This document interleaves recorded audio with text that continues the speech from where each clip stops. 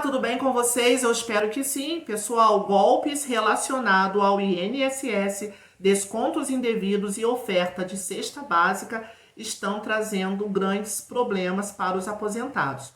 Hoje, a Câmara dos Deputados debateu que providências serão tomadas contra esses descontos indevidos e neste vídeo eu vou te mostrar também esse debate na Câmara dos Deputados, então fica até o final do vídeo comigo para saber o que será feito e para você ver uma reportagem dos testemunhos das vítimas e de como foram enganados. É crucial, gente, estar atento a golpes que envolvem descontos em benefícios no INSS e ofertas falsas, de cesta básica, onde criminosos estão passando por agentes do INSS para fraudar aposentados e pensionistas, causando prejuízos financeiros e constrangimento. E como você pode identificar se é uma fraude, se é algum engano aí? Você tem que verificar o extrato do seu benefício do INSS e sempre procurar por mensalidade associativa. Se tiver alguma coisa, vai estar escrito lá no seu extrato, ou termos semelhantes que não foram autorizados por você. Os criminosos, gente, oferecem até mesmo cestas básicas como isca para a coleta de dados pessoais e utilizá-los para fraudes como empréstimos ou adesão a clubes de benefício. Então, desconfie de ofertas muito vantajosas e nunca forneça os seus dados pessoais ou senhas desconhecidos. Então, pessoal, veja agora, tá bom? O testemunho das vítimas que passaram por fraude e também o debate na Câmara dos Deputados sobre a providência que será tomada sobre os descontos indevidos, ok? Tudo começou com uma ligação e uma ação ardilosa, disfarçada de bondade. E eles disseram, senhor fulano de tal, sim, sou eu. Identidade tal, CPF tal, mãe tal nome, pai tal nome, sim, está tudo certo. O senhor foi contemplado com uma cesta básica. E minutos depois, a cesta básica prometida realmente foi entregue. Em seguida, os golpistas mostraram fotos de outros contemplados ao aposentado. Isso permite que nós fotografemos o senhor, para o senhor aparecer também nesse jornal como um contemplado. Falei, não tem problema nenhum. Nisso, ao invés de me fotografarem, também me fotografaram, mas filmaram também. Dias depois, ao receber a aposentadoria, seu Joselmo percebeu que o valor do benefício estava menor do que o esperado.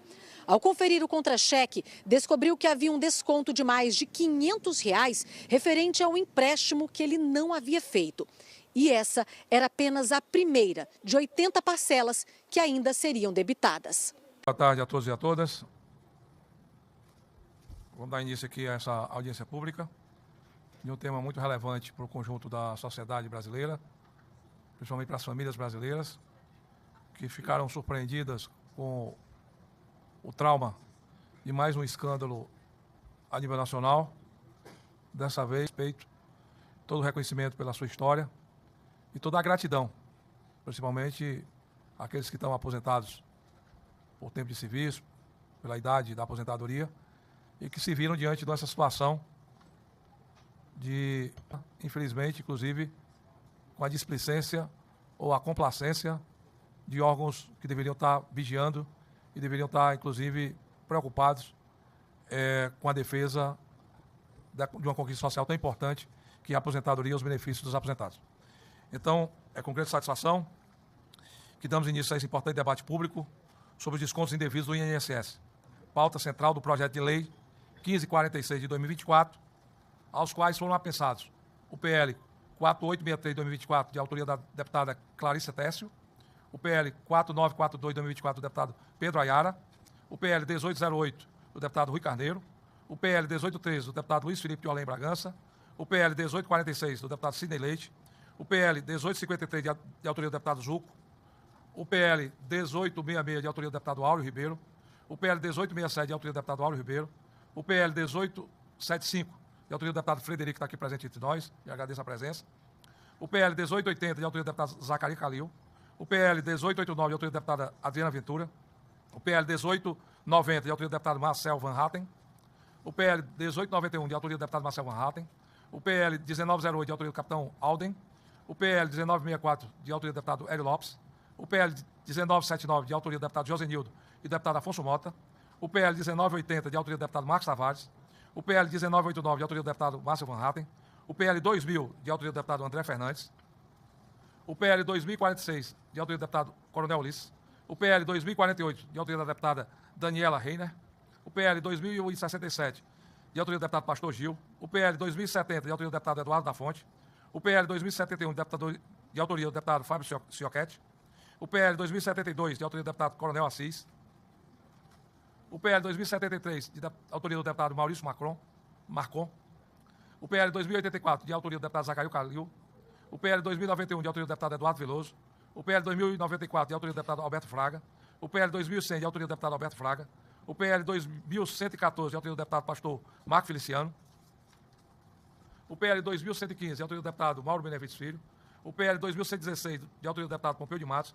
o PL 2160, de autoria do deputado Messias Donato, o PL 2182, de autoria do deputado Duda Ramos, o PL 2210, de autoria do deputado Castro Neto, o PL 2220, de autoria do deputado Helder Salomão, o PL 2239, de autoria da deputada Gisela Simona, o PL 2254, de autoria da deputada Rogéria Santos, o PL 2262, de autoria do deputado Capitão Alberto, o PL 2275, de autoria do deputado Eunício Oliveira, o PL 2303, de autoria do deputado Sidney Leite, o PL 2314, de autoria da deputada Fernanda Melchione, o PL 2328, de autoria do deputado Fausto Pinato, o PL 2352, de autoria do deputado Carlos Ordi, o PL 2354, de autoria do deputado Maurício Carvalho, o PL 2355, de autoria do deputado Pedro Ayara, o PL 2364, de autoria do deputado Renildo Calheiros, o PL 2369, de autoria do deputado Sanderson, o PL 2378, de autoria do deputado Odair Cunha, o PL 2384, de autoria da deputada Anne Ortiz, o PL 2389,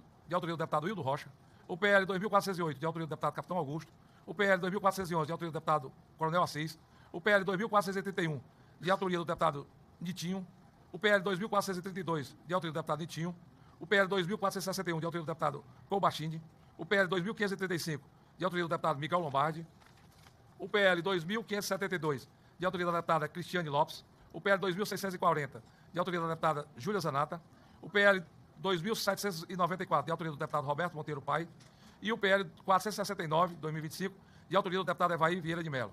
Só pela quantidade de PLs aqui apensadas, você já dá a dimensão da importância e da preocupação que essa Casa Legislativa tem com a matéria, né, e que reflete exatamente essa preocupação do nosso Parlamento brasileiro, principalmente da Câmara dos Deputados, com relação a isso.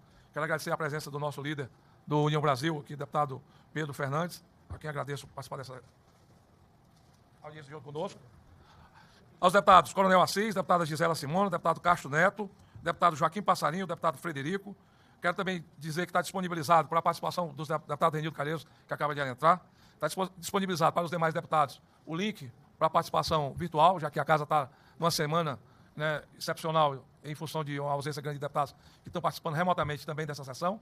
E é importante destacar as investigações de descontos indevidos em aposentadorias e pensões do INSS, de fato, tiveram início no Tribunal de Contas da União, TCU, em 2023. Essa ação foi movida por um pedido da Comissão de Fiscalização Financeira e Controle da Câmara dos Deputados, à época presidida pela deputada Bia Kiss, né, após o recebimento de denúncias de vício de consentimento por parte de aposentados e pensionistas. Naquele período, os levantamentos preliminares já apontavam para um desconto indevido da ordem de 1,5 bilhões de reais por ano. A finalidade dessa audiência é clara: precisamos ouvir os órgãos envolvidos, cobrar medidas efetivas de reparação e proteção e garantir a defesa dos direitos dos nossos cidadãos mais vulneráveis, aposentados e idosos. A dimensão desse problema é alarmante. Estimativas apontam um prejuízo da ordem de 6,3 bilhões de reais no período de 2019 a 2024, decorrente de descontos indevidos em benefícios previdenciários, conforme revelados pela operação sem desconto da Polícia Federal e da AGU, auditorias da CGU e também do Tribunal de Contas da União, corroboram com a gravidade da situação. 71,1% dos casos analisados pela CGU não possuíam documentação que comprovasse a autorização do desconto. 97,6% dos beneficiários confirmam não ter autorizado o desconto. 95,9% declaram não pertencer a qualquer tipo de associação. O TCU, por sua vez, destacou a ausência de avaliação periódica das reclamações e um acréscimo atípico de 184,7% do desconto, com os repasses de mensalidades associativas saltando de 544,7 milhões em 2021 para mais de 1,5 bilhão em 2023. Esses números evidenciam falhas sistêmicas institucionais, onde fraudes com aparência de ilegalidade foram viabilizadas por omissão dos controles, na checagem de documentação e na fiscalização. A Advocacia Geral da União já solicitou o bloqueio de 2,56 bilhões em bens de 12 entidades associativas e seus dirigentes, suspeitos de fraude para ressarcir os aposentados e pensionistas. O INSS firmou acordos de cooperação técnica, ACTs, sem a checagem básica sob a autorização dos segurados e a efetiva existência das associações. Além disso, a DataPrev processou descontos sem autenticação biométrica ou assinatura digital, evidenciando falhas tecnológicas. Tudo isso resultou em um colapso dos mecanismos de controle, fiscalização e transparência. O impacto direto dos aposentados e pensionistas é devastador. Milhões de pessoas, especialmente idosos, trabalhadores rurais e aqueles com mais de 80 anos, sofreram perdas em sua renda vital de natureza alimentar. A maioria das vítimas sequer sabia do que estava sendo descontado. A CGU constatou que 72,4% dos beneficiários desconheciam sequer os descontos. A barreira digital também agravou a situação, com muitos desconhecendo ou não utilizando o aplicativo Meu INSS, o que limita a capacidade de identificar ou cancelar descontos e dificulta o ressarcimento. A pergunta central que nos guia é: quem realmente se beneficiou desse esquema criminoso? Certamente não foi o Estado e os aposentados. O sistema favoreceu o enriquecimento ilícito de instituições associativas fraudulentas, sem qualquer benefício real para aposentados, pensionistas, suas famílias ou para o próprio INSS. Para aprofundar a discussão, contamos hoje com a presença de representantes de diversas instituições, cujo papel fundamental é esclarecer e propor soluções. Inclusive, é bastante claro e oportuno dizer que eu mesmo, pessoalmente, convidei o ministro Volney Queiroz, nosso colega deputado aqui na casa, para participar dessa sessão. Ele havia comigo confirmado até ontem e hoje de manhã me indicou a sua substituição pelo secretário executivo da pasta, doutor Eduardo Portal, que está aqui. Aqui eu convido para sentar junto conosco à mesa, que vai participar junto conosco aqui desse debate, dessa audiência pública, porque era muito importante, inclusive, que o ministro presenciasse a nossa preocupação, não só na lisura do processo, como também na indicação das normas que poderão sanar esse problema até agora apresentado. O INSS, que deverá detalhar as falhas das ACTs, acordo de cooperação técnica, as medidas de reparação, os aprimoramentos para a autorização de descontos associativos e andamento do plano de ressarcimento excepcional, que prevê os pagamentos diretos nas contas dos assegurados. E aqui do INSS, doutora? Doutor Elvis? Doutor Elvis Garcia, galera, procurador do INSS, que eu também convido para compor a mesa, para participar do nosso debate. A DataPrev também deverão justificar as ausências de ferramentas de segurança e apresentar o andamento de soluções tecnológicas e desenvolvimento para garantir a validade do desconto. A DataPrev está aqui representada pelo DataPrev, doutor Edmar dos Santos Ferreiras, também que eu convido para participar aqui junto com a mesa. A CGU, né, aqui na pessoa do Ronald da Silva Baldi. Ronald está aí? Eliane Veiga Mota. Então, a CGU não está presente. O TCU, na pessoa do Bruno Martinello Lima, pode compor aqui a mesa conosco, convido para compor a mesa. A Defensoria Pública da União, na pessoa da Patrícia Betim, Defensora Pública também vai participar aqui junto conosco. E a Polícia Federal. A Polícia Federal, quem está representando a Polícia Federal? Quem é que está representando a Polícia Federal? Não chegou ainda? Foi convidado pessoalmente o doutor Andrei Augusto Passo Rodrigues. Eu mesmo tive a oportunidade de falar com ele. Então, já falou isso aí. Nossas cobranças são imediatas. Exigimos o ressarcimento integral imediato dos valores descontados e devidamente dos aposentados, com a devida correção monetária de forma séria e homogênea, priorizando a dignidade dos aposentados. Além disso, é imprescindível a responsabilização criminal, civil e administrativa das entidades, servidores e dirigentes envolvidos.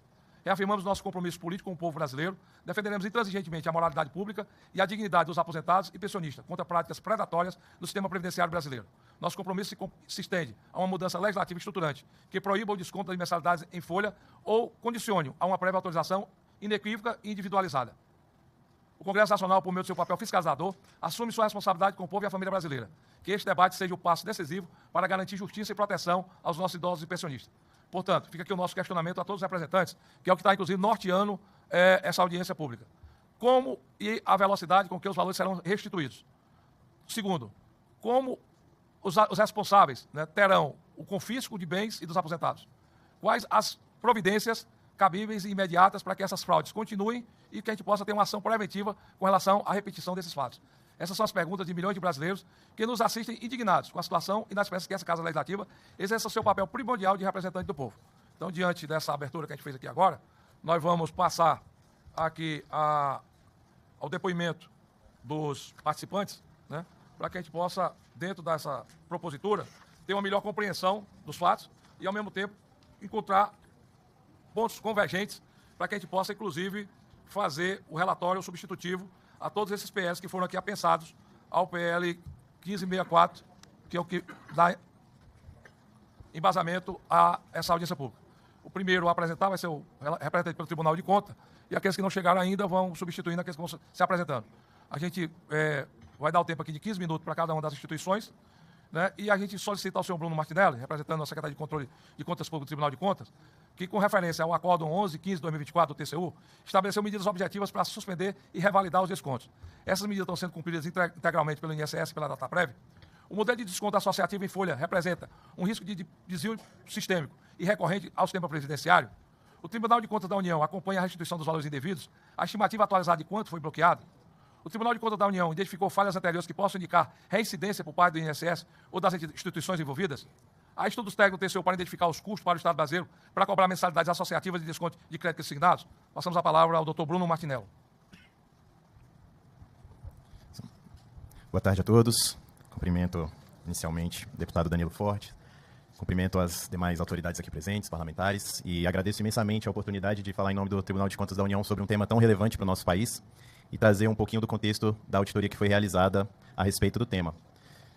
No âmbito do tribunal, nós temos acompanhado, na nossa missão finalística de aprimorar a administração pública por meio do controle externo em benefício da sociedade, temos feito auditorias tanto de conformidade como operacionais nos diversos entes da administração pública federal, e eu vou comentar um pouquinho, então, desse trabalho, dessa fiscalização que foi feita a partir de uma solicitação do Congresso Nacional, deputado, sobre basicamente os dois tipos de descontos, né, que a gente avaliou no âmbito dessa auditoria, tanto com relação aos descontos associativos, como também com relação aos empréstimos consignados. Tem um passador aí, por favor? Você tem um passador aí? Você vai passando?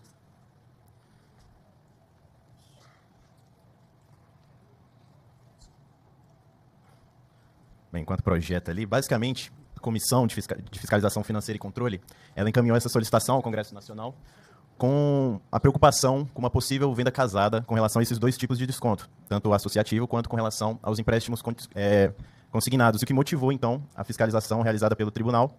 Esse tipo de solicitação vinda do Congresso tem prioridade no tribunal e a gente tem um prazo célere, então essa fiscalização foi feita no prazo de 6 meses, chegou ao conhecimento do tribunal em 2023, e por meio dessa fiscalização, o tribunal, apesar de não ter identificado, né, a configuração dessa venda casada, o que se consignou, o que se demonstrou foram graves fragilidades com relação aos controles existentes, tanto no INSS quanto na Dataprev, com relação à averbação desses descontos.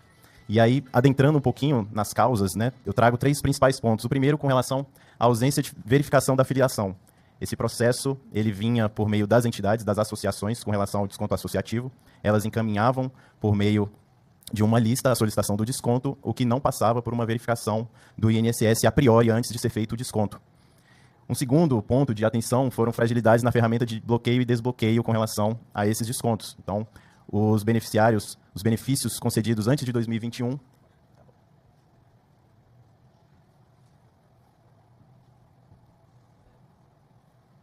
e, por fim, não havia uma verificação frequente ou uma periódica com relação às reclamações que eram feitas por parte dos beneficiários. Então, as reclamações chegavam ao conhecimento do INSS, o que não era alvo, né, de avaliação periódica com relação aos descontos que vinham sendo realizados. E o que se identificou é que essas graves fragilidades, elas permitiam, né, a averbação de descontos sem autorização prévia por parte dos beneficiários, inclusive sujeitando aí o processo a fraudes, o que com a operação deflagrada pela Polícia Federal a gente descobriu, então, que já estava ocorrendo. Bem, esse é um panorama a respeito do que o TCU identificou quanto aos montantes. Então, nós vemos que 10 associações, elas representavam basicamente 84% da quantidade de descontos associativos durante esse período de 2021 a 2023. Destaque aqui para algumas associações que tiveram um crescimento exponencial em apenas 2 anos. Cito, por exemplo, aqui a Ambec, que saiu de 3 descontos para 600 mil em apenas 2 anos. Aqui também a BSP, a CBPA e a Acolher, além de outras também que tiveram esse crescimento durante o período. E com relação aos montantes, chama a atenção, o deputado já mencionou aqui, um crescimento nos valores em apenas 2 anos de 184%, um valor de crescimento alarmante, em que também diversas dessas associações, inclusive, que estão arroladas no âmbito da operação deflagrada pela Polícia Federal, tiveram também substancialmente seus valores acrescidos ao longo desses apenas 2 anos.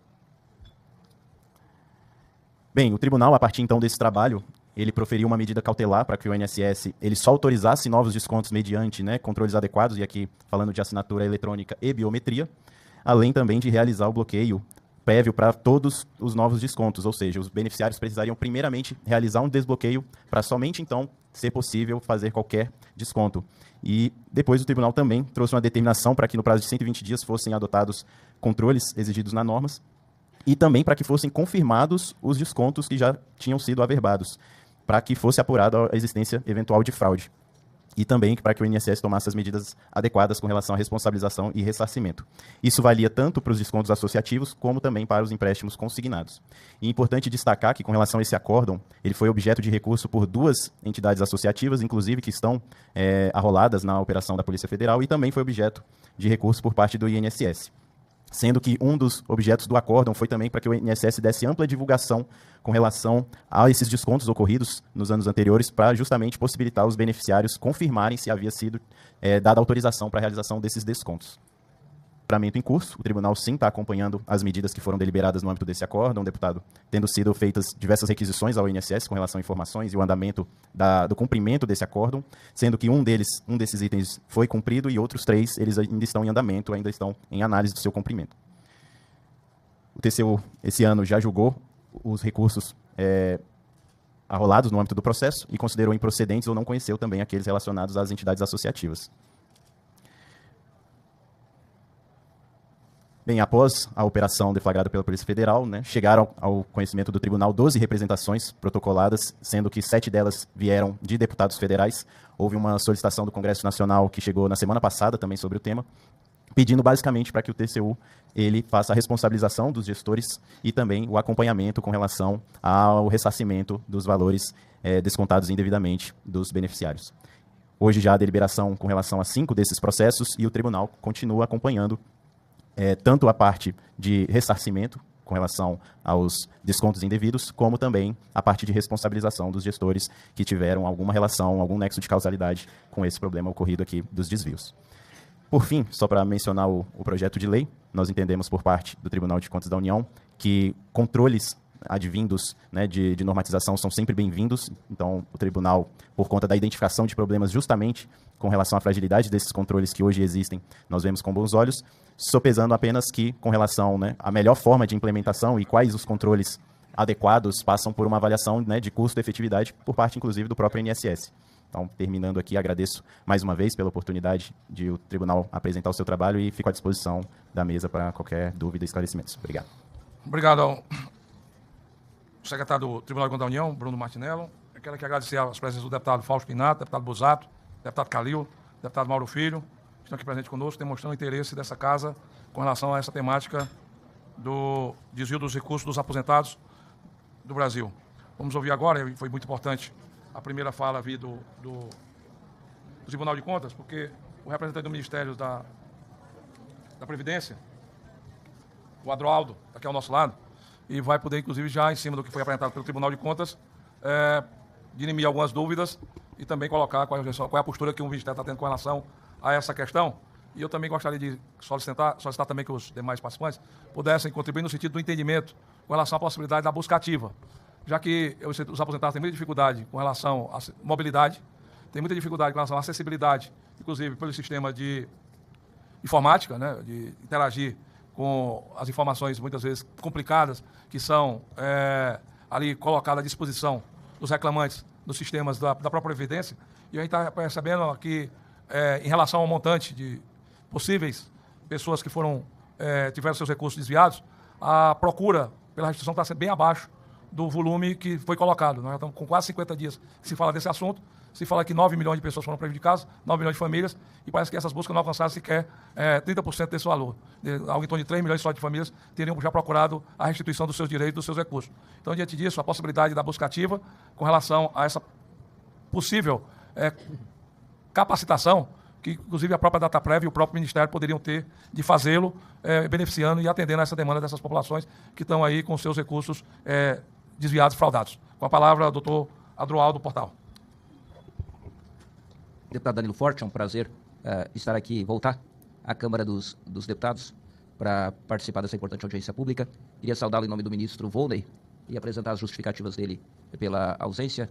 Esteve no radar mesmo do ministro desde o seu primeiro contato e estar aqui hoje, mas tanto o ministro Volney quanto o presidente do INSS, as autoridades do Ministério da Previdência estão muito voltadas a a adoção das medidas que visem viabilizar o mais rápido possível o ressarcimento das pessoas lesadas nesse processo. E se aproxima aí a data, e nós vamos abordar isso ao longo dessa tarde aqui, a assinatura de um acordo, né, junto ao Supremo Tribunal Federal, com diversos atores, Ministério Público Federal, Defensoria Pública, OAB, mais os órgãos de Estado.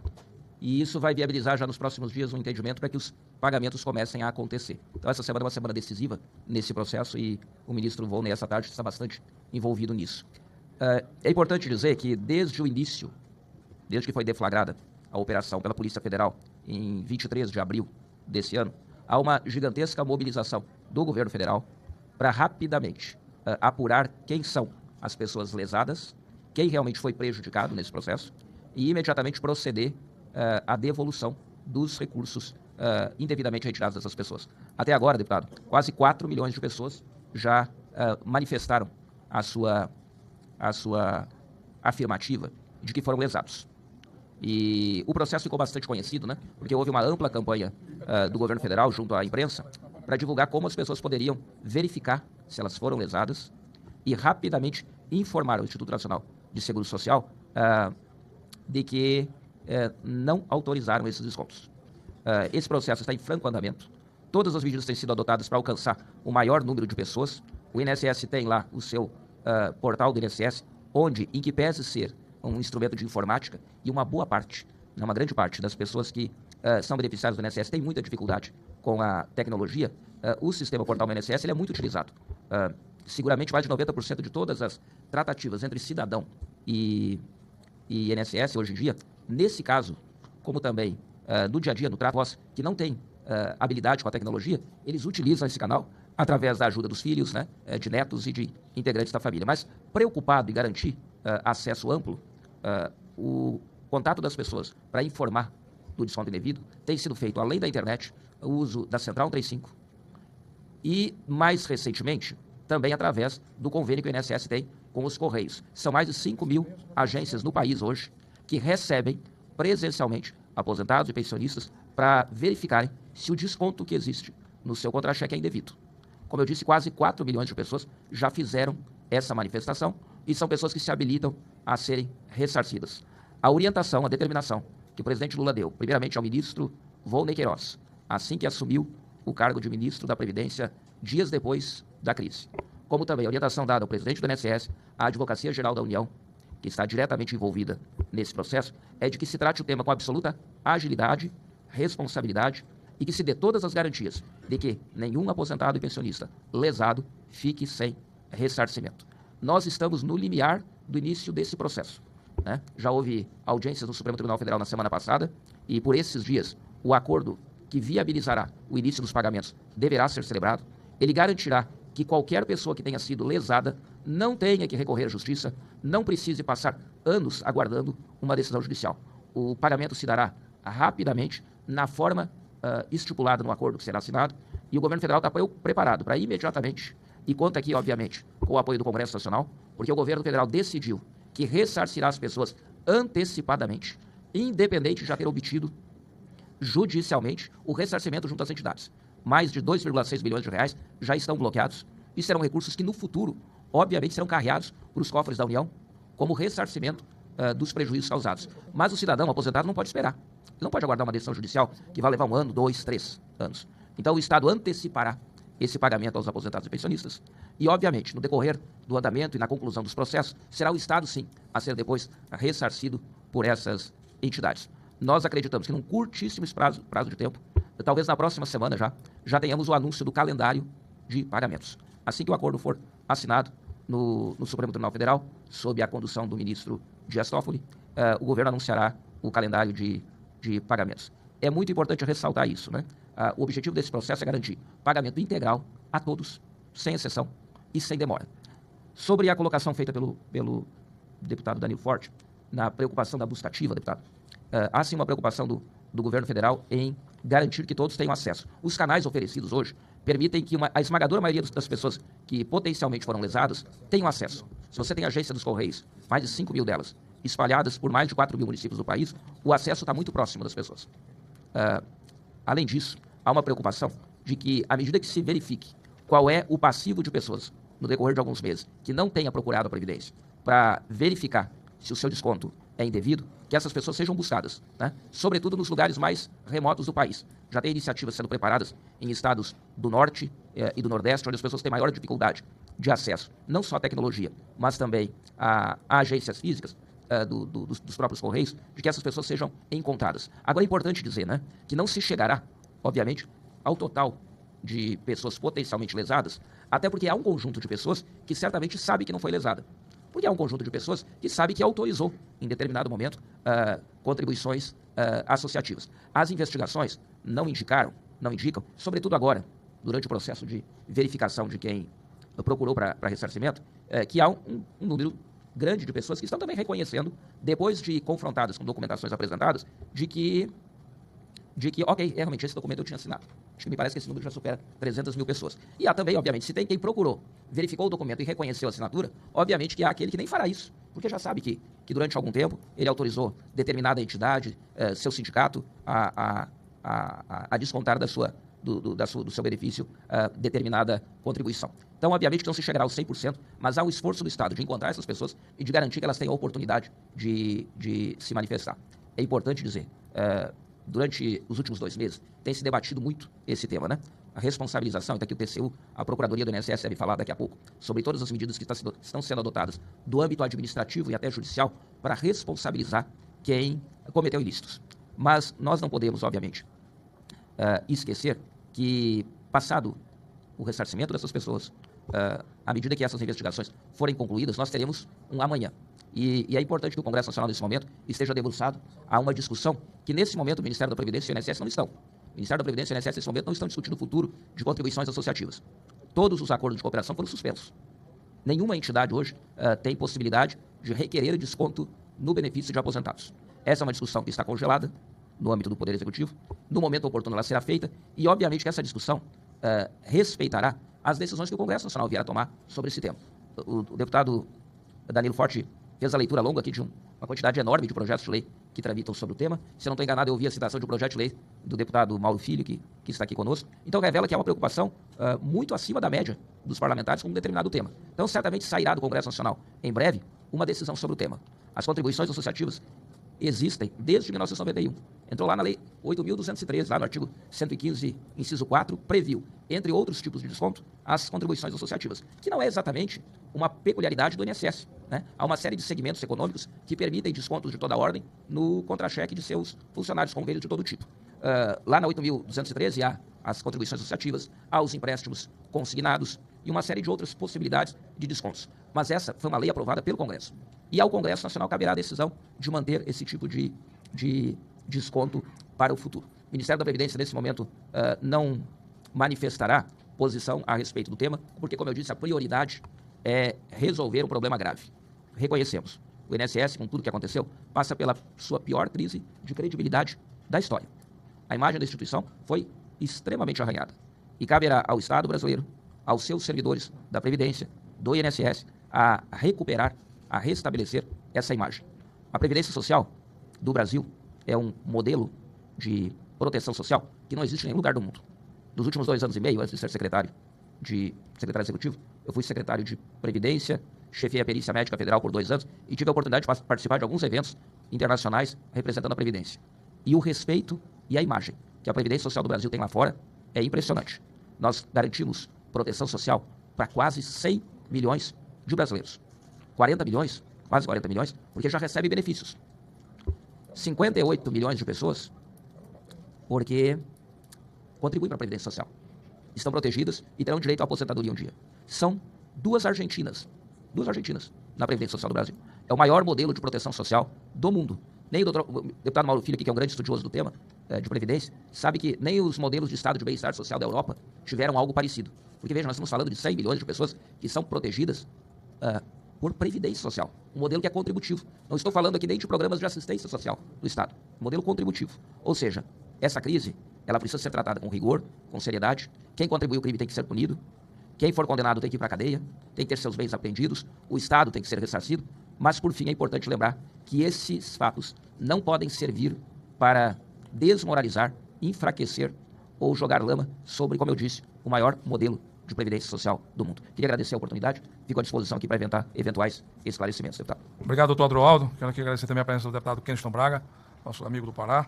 E aproveitando aqui o encaminhamento, já que foi até levantado aqui pelo doutor Adroaldo, eu pedi ao doutor Elvio, que representa o INSS, que dessa argumentação da questão da crise da credibilidade, a instituição, pelo papel que ela exerce na defesa do patrimônio dos aposentados, ela, imbuída dessa tarefa de arrecadadora de repasse para associações, sindicatos, instituições de crédito, ela não se fragiliza na sua essência, naquilo que lhe é papel prioritário, que é de resguardar exatamente esses valores que fazem com que o INSS possa ser o garantidor, né, do recebimento da integralidade dos recursos por parte dos seus aposentados e seus pensionistas.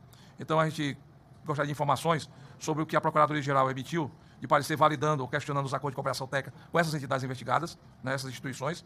Do ponto de vista jurídico, por que o INSS continua operando descontos associativos com base em autorizações frágeis, mesmo diante das reiteradas recomendações da CGU e do TCU, que já tinham encaminhado preocupações com relação a esses recursos que estavam sendo repassados para essas instituições que estavam sendo sob investigação da Controladoria-Geral da União e do Tribunal de Contas da União, né, com relação à questão dos servidores, internamente fragilizaram ou deram margem para que esses arquivos pudessem chegar a essas instituições, né, repetido o conhecimento de informações sobre aposentados, lista de aposentados que as instituições e as financeiras e as associações têm sobre a aposentadoria. Todo mundo, quando chega na idade limite, que dá entrada no processo, já começa a ser abordado por instituições e associações e sindicatos com relação aos encaminhamentos com relação a isso, né, como é que esse controle é feito, como é que a garantia, inclusive pela Lei Geral, né, dos dados pessoais, da LGPD, como é que a gente pode, inclusive, interpelar, né, a esses servidores do INSS que repassam essas informações, inclusive muitas vezes de forma fraudulenta, e a posição jurídica do INSS sobre pedido de crédito extraordinário para o ressarcimento. Como é que pode ser feita essa criação, diante desse momento fiscal que o país atravessa, de uma suplementação por parte do governo federal para cumprir essa obrigação, inclusive foi aqui levantada pelo doutor Adroaldo, de dar agilidade a esse pagamento com um ressarcimento posterior, né? E com relação às responsabilidades subsidiárias que o INSS, como instituição, tem com relação a esses valores desviados. Como o INSS pode, inclusive, fazer com que, nessa responsabilização, junto aos seus servidores e aqueles que também contribuíram para isso de forma fraudulenta, possam ter também aí alguma responsabilização para garantir com que esses recursos cheguem a quem lhe é de direito. Com a palavra, doutor Elvio Garcia, galera. Boa tarde, deputado Danilo Forte. Cumprimento a todos na pessoa de Vossa Excelência. Adroaldo já se manifestou, né? Foram, além do projeto de lei 1546 de 2024, que está sob análise, tem outros 60 projetos de lei apensados a esse, que demonstra realmente a importância dessa discussão. E, para tentar ser mais breve, né, o secretário Adroaldo acho que passou a posição geral do governo sobre fazer o ressarcimento integral às vítimas, né? Vou fazer aqui algumas questões complementares, mais voltadas para a parte jurídica, que a Procuradoria tem acompanhado, a Procuradoria do INSS, juntamente com a Procuradoria-Geral Federal e a Advocacia-Geral da União, e buscar responder objetivamente também as questões que Vossa Excelência encaminhou. Então, inicialmente, né, o INSS, tão logo ocorreu a operação, eu fui nomeado depois na Procuradoria-Geral do INSS, e o INSS instaurou já de imediato 12 processos administrativos de responsabilização de empresas, que posteriormente foi avocado pela Controladoria-Geral da União, mas esses processos que deram a possibilidade de responsabilizar empresas e sócios e possibilitaram que a Advocacia-Geral da União ingressasse com 15 cautelares, que resultou na apreensão e pedido de bloqueio desses 2,8 bilhões de reais para buscar o ressarcimento dessa questão. Também, tão logo ocorreu a operação sem desconto, o Judiciário mandou suspender uma parte das entidades associativas e o INSS, juntamente com o respaldo jurídico da Procuradoria, suspendeu cautelarmente todos os outros acordos de cooperação técnica, de modo que, ratificando o que o secretário Adroaldo disse, hoje não tem desconto associativo ativo. O INSS também, a gestão e a presidência do Dr. Gilberto, junto com todas as diretorias e Procuradoria, tem orientado para cumprir e trabalhar em parceria, cumprir integralmente todas as determinações e recomendações dos órgãos de controle, CGU e TCU, de maneira que a ideia é fortalecer, caso voltem, né, a ter desconto de mensalidade associativa, com toda a garantia possível. Mas, como disse também o secretário Adroaldo, não é a prioridade do INSS agora. A prioridade é fazer o ressarcimento. A título de informação também, deputado, depois que foi deflagrada a operação sem desconto, no Brasil inteiro foram se multiplicando assim, imensamente a quantidade de ações individuais. Aumentou mais de 200% o número de ações judiciais na Justiça, e com várias ações no Supremo Tribunal Federal e ações coletivas também. Então, daí a preocupação de levar para o Supremo Tribunal Federal para chancelar o pagamento que se quer fazer a todos os aposentados e pensionistas do INSS, para que seja feito com segurança jurídica e que se evite a proliferação de ações judiciais que poderia colocar em colapso o Poder Judiciário. Então, essas têm sido as medidas, em geral, que o INSS vem tomando. Em relação vou passar agora aos questionamentos que Vossa Excelência fez, em relação a se manter desconto associativo do INSS fragiliza a essência da autarquia, né? Essa é uma discussão bem importante, que eu acho que ela tem que ser sopesada e discutida e debatida no Congresso, como o secretário bem pontuou, porque, de fato, especialmente nesse momento que eu cheguei no INSS, a energia que se gasta fazendo controle de acordo de cooperação, fiscalização dessas matérias, é uma energia importante que poderia ser canalizada, sim, para combate a filas e atender cada vez melhor o cidadão. Então, dentro de todo o contexto da discussão, essa eu acho que é uma discussão que tem que ser levada em conta e tem que ser devidamente avaliada, né, pelo Congresso, com a participação da sociedade. Para o INSS, realmente, ele precisa, no mínimo, ter uma estrutura compatível para enfrentar e continuar fazendo a gestão dessa questão, caso venha a ser decidido que seja dessa forma. Em relação aos servidores que foram apontados na operação sem desconto como participantes e foram afastados judicialmente dos cargos que ocupavam, e todos eles, e não só eles, mas alguns outros que de alguma forma se identificou que pudesse ter tido alguma participação, foi aberto o processo administrativo disciplinar e estão afastados das funções e estão respondendo dentro do devido processo legal a apuração de responsabilidade, na forma da lei. Em relação às listas, né, que vez ou outra saem notícias, que muita gente tem acesso a essas listas, o presidente Gilberto, junto com o Ministério da Previdência e a Dataprev, tem se debruçado sobre isso. Acho que é um trabalho de longa data que não é uma coisa que é feita só agora, né, mas é uma preocupação constante, inclusive por força da Lei de Proteção de Dados, né, a LGPD. Então, e a ideia é buscar fortalecer cada vez mais medidas de controle em relação a essas informações sensíveis, né, que são dos nossos segurados, inclusive em relação ao que é repassado às instituições financeiras também, por força de que elas operam o pagamento de benefícios previdenciários. É uma preocupação que está na mesa de todos os órgãos e entidades que fazem a gestão dos benefícios da Previdência Social e da assistência social também. Com relação ao crédito extraordinário, há um entendimento jurídico que o pagamento da indenização que vai ser feito pelo governo federal às vítimas da crise não poderiam sair do fundo do regime geral de previdência social, porque ele é para pagamento de aposentadorias e pensões. Então, na linha do que já foi dito aqui, também se entendeu que não deveria os aposentados esperarem até que se busque o ressarcimento dos fraudadores, sejam eles pessoas jurídicas ou pessoas físicas, porque eles não podem esperar. Então, a ideia e a possibilidade de fazer esse pagamento é por meio de crédito extraordinário, e na audiência pública que o ministro Dias Toffoli promoveu para tratar desse tema, salvo engano, no dia 23 ou 24 de junho passado, esse tema foi abordado e existem decisões pretéritas, conforme dito pelo próprio ministro do Supremo Tribunal Federal, Dias Toffoli, que há precedentes da Corte em relação a essa possibilidade jurídica. Mas eu confesso que é uma questão que não é absolutamente da nossa alçada na Previdência, e a consultoria jurídica do Ministério do Planejamento e do próprio Ministério da Previdência Social tem acompanhado isso, mas, obviamente, que existe juridicidade e garantia de segurança jurídica para fazê-lo. Por fim, e se eu esqueci alguma coisa, fico à disposição para complementar depois, aqui fala das responsabilidades, a Vossa Excelência perguntou das responsabilidades subsidiárias. O INSS, historicamente, vinha se colocando numa posição de que ele não tinha qualquer tipo de responsabilidade em decorrência dessa relação entre entidades associativas e os beneficiários. Porque na maneira como a legislação foi colocada, e isso a Procuradoria defendia nos tribunais do país, não existia e nem teria como o INSS fazer a conferência individualizada de mais de 6 milhões de autorizações de desconto associativo. Então, a lei e a legislação infralegal colocava uma medida de confiança e camadas de segurança para que fossem realizados esses descontos. Nos últimos anos, especialmente, isso vinha se aperfeiçoando. Então, o INSS tinha esse entendimento.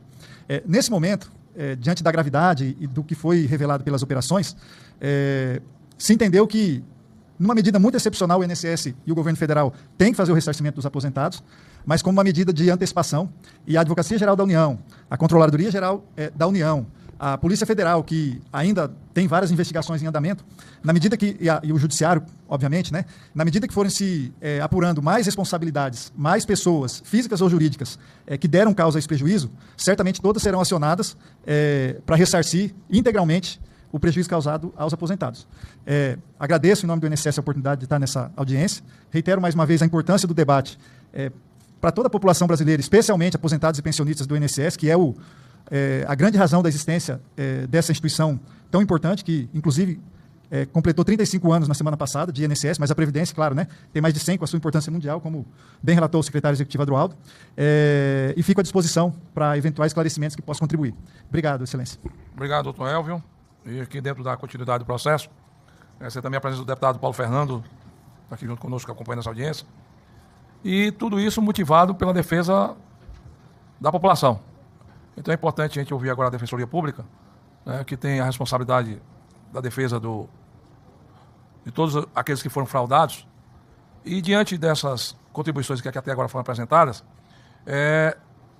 identificar a demanda, né, com relação a essas preocupações, o papel da Defensoria quanto à defesa coletiva da sociedade brasileira com relação a esse aviltamento, né, a possibilidade da construção de uma ação coletiva com relação à busca da devolução desses valores que foram desviados, fraudados, né, a expectativa acerca desse acordo judicial que está sendo feito aí, patrocinado pelo próprio governo através do Ministério da Previdência junto ao Supremo Tribunal Federal e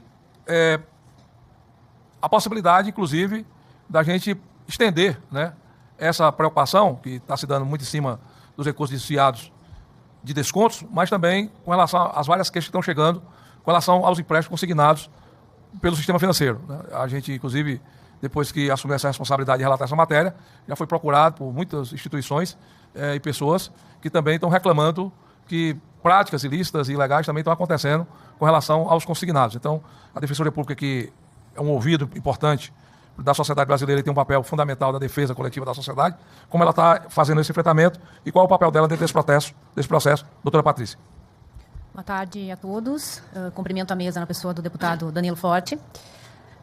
A atuação da Defensoria Pública da União, ela se iniciou em 2024. Como que foi que a gente identificou esses casos? Através dos relatos das pessoas que nós atendemos, né, dos assistidos, principalmente a atuação itinerante, ou seja, naqueles atendimentos em comunidades onde não tem Defensoria Pública da União, nas comunidades indígenas, comunidades quilombolas. Nesses atendimentos, ao analisar o histórico de crédito dessas pessoas, se identificou um desconto associativo.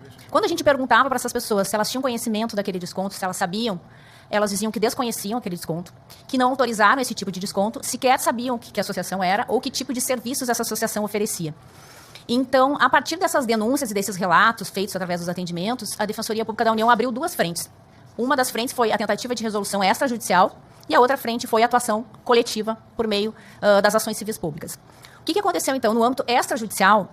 Nós temos a Câmara de Coordenação e Revisão Previdenciária e nós participamos de um grupo de trabalho interinstitucional em que participa entidades como o Ministério Público Federal, INSS, a AGU, o TCU, a CGU, a Defensoria Pública da União. Esses órgãos se reúnem de forma bimestral, a cada 2 meses. E ali, desde 2024, a Defensoria Pública da União demonstrou preocupação e colocou em pauta a questão dos descontos associativos. Então, o que se verificou? Se verificou que os órgãos que ali também estavam, os órgãos de controle, fizeram alguns apontamentos, auditorias e apontamentos em relação a esses descontos, e que sua grande maioria não eram descontos autorizados pelos segurados, aposentados ou pensionistas, e determinava algumas medidas ao INSS. Dentre elas, a melhoria da transparência dos canais de reclamação, de comunicação, e também da questão da anuência do segurado. Né? O registro biométrico, todas essas questões foram apontadas ali pelo Tribunal de Contas, e também no relatório da Controladoria Geral da União.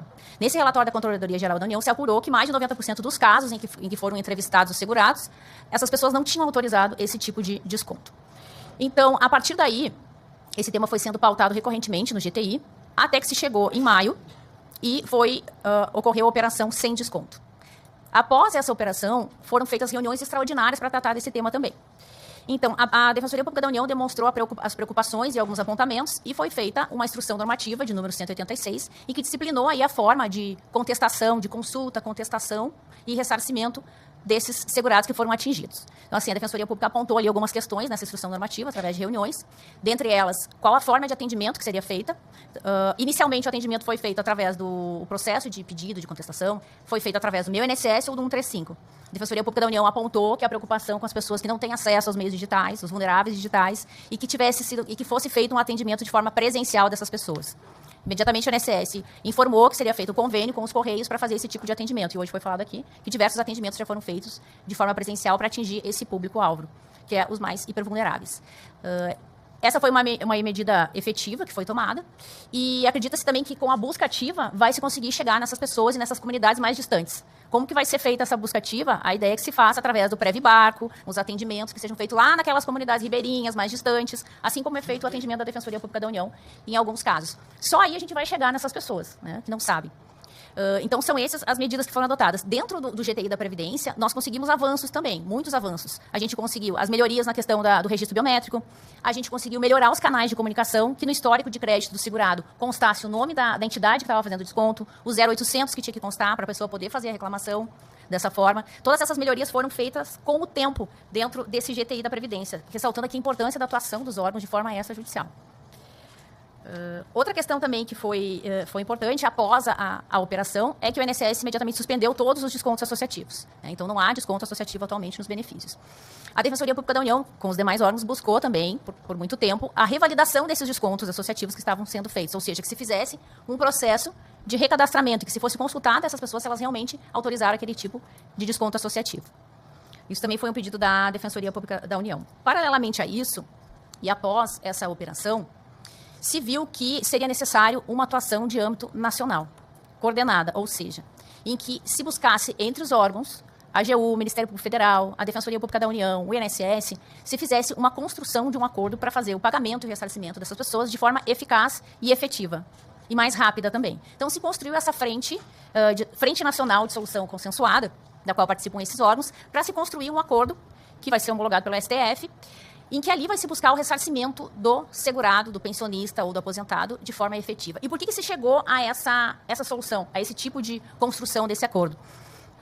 Primeiro, porque a gente não pode levar ao judiciário todos esses casos, né? A gente pode causar o colapso tanto do judiciário, com esses milhões de ações, e também o próprio colapso da própria Defensoria Pública da União, né? Nós somos menos que 700 defensores em todo o território nacional. Isso também poderia causar o colapso dentro da Defensoria Pública da União para fazer esse tipo de processo. E se viu que a melhor forma de se construir é, assim, uma solução consensual, uma resolução extrajudicial, uniforme e célere para todas as pessoas, de forma igualitária. Então, uma construção que está sendo feita. E, claro, sempre visando, sempre atento ao olhar dos nossos segurados, ao olhar do aposentado, das pessoas mais vulneráveis, qual a forma que vai ser feito esse ressarcimento, sempre pedindo um cronograma, qual forma que vai ser feito, a partir de quando vai iniciar os pagamentos, como ele vai ser feito, apontando como é que está sendo esse processo de contestação e a resposta das entidades. Então, todo esse processo está sendo acompanhado pela Defensoria Pública da União em prol dos segurados para fim de evitar maiores danos aos direitos dessas pessoas. Hoje a gente também está debatendo aqui a questão desse projeto de lei que nós temos, que é o projeto de lei 1546. Esse projeto ele é efetivo, se ele for aprovado, exigindo critérios mais rígidos para a questão da biometria, da autorização desse desconto.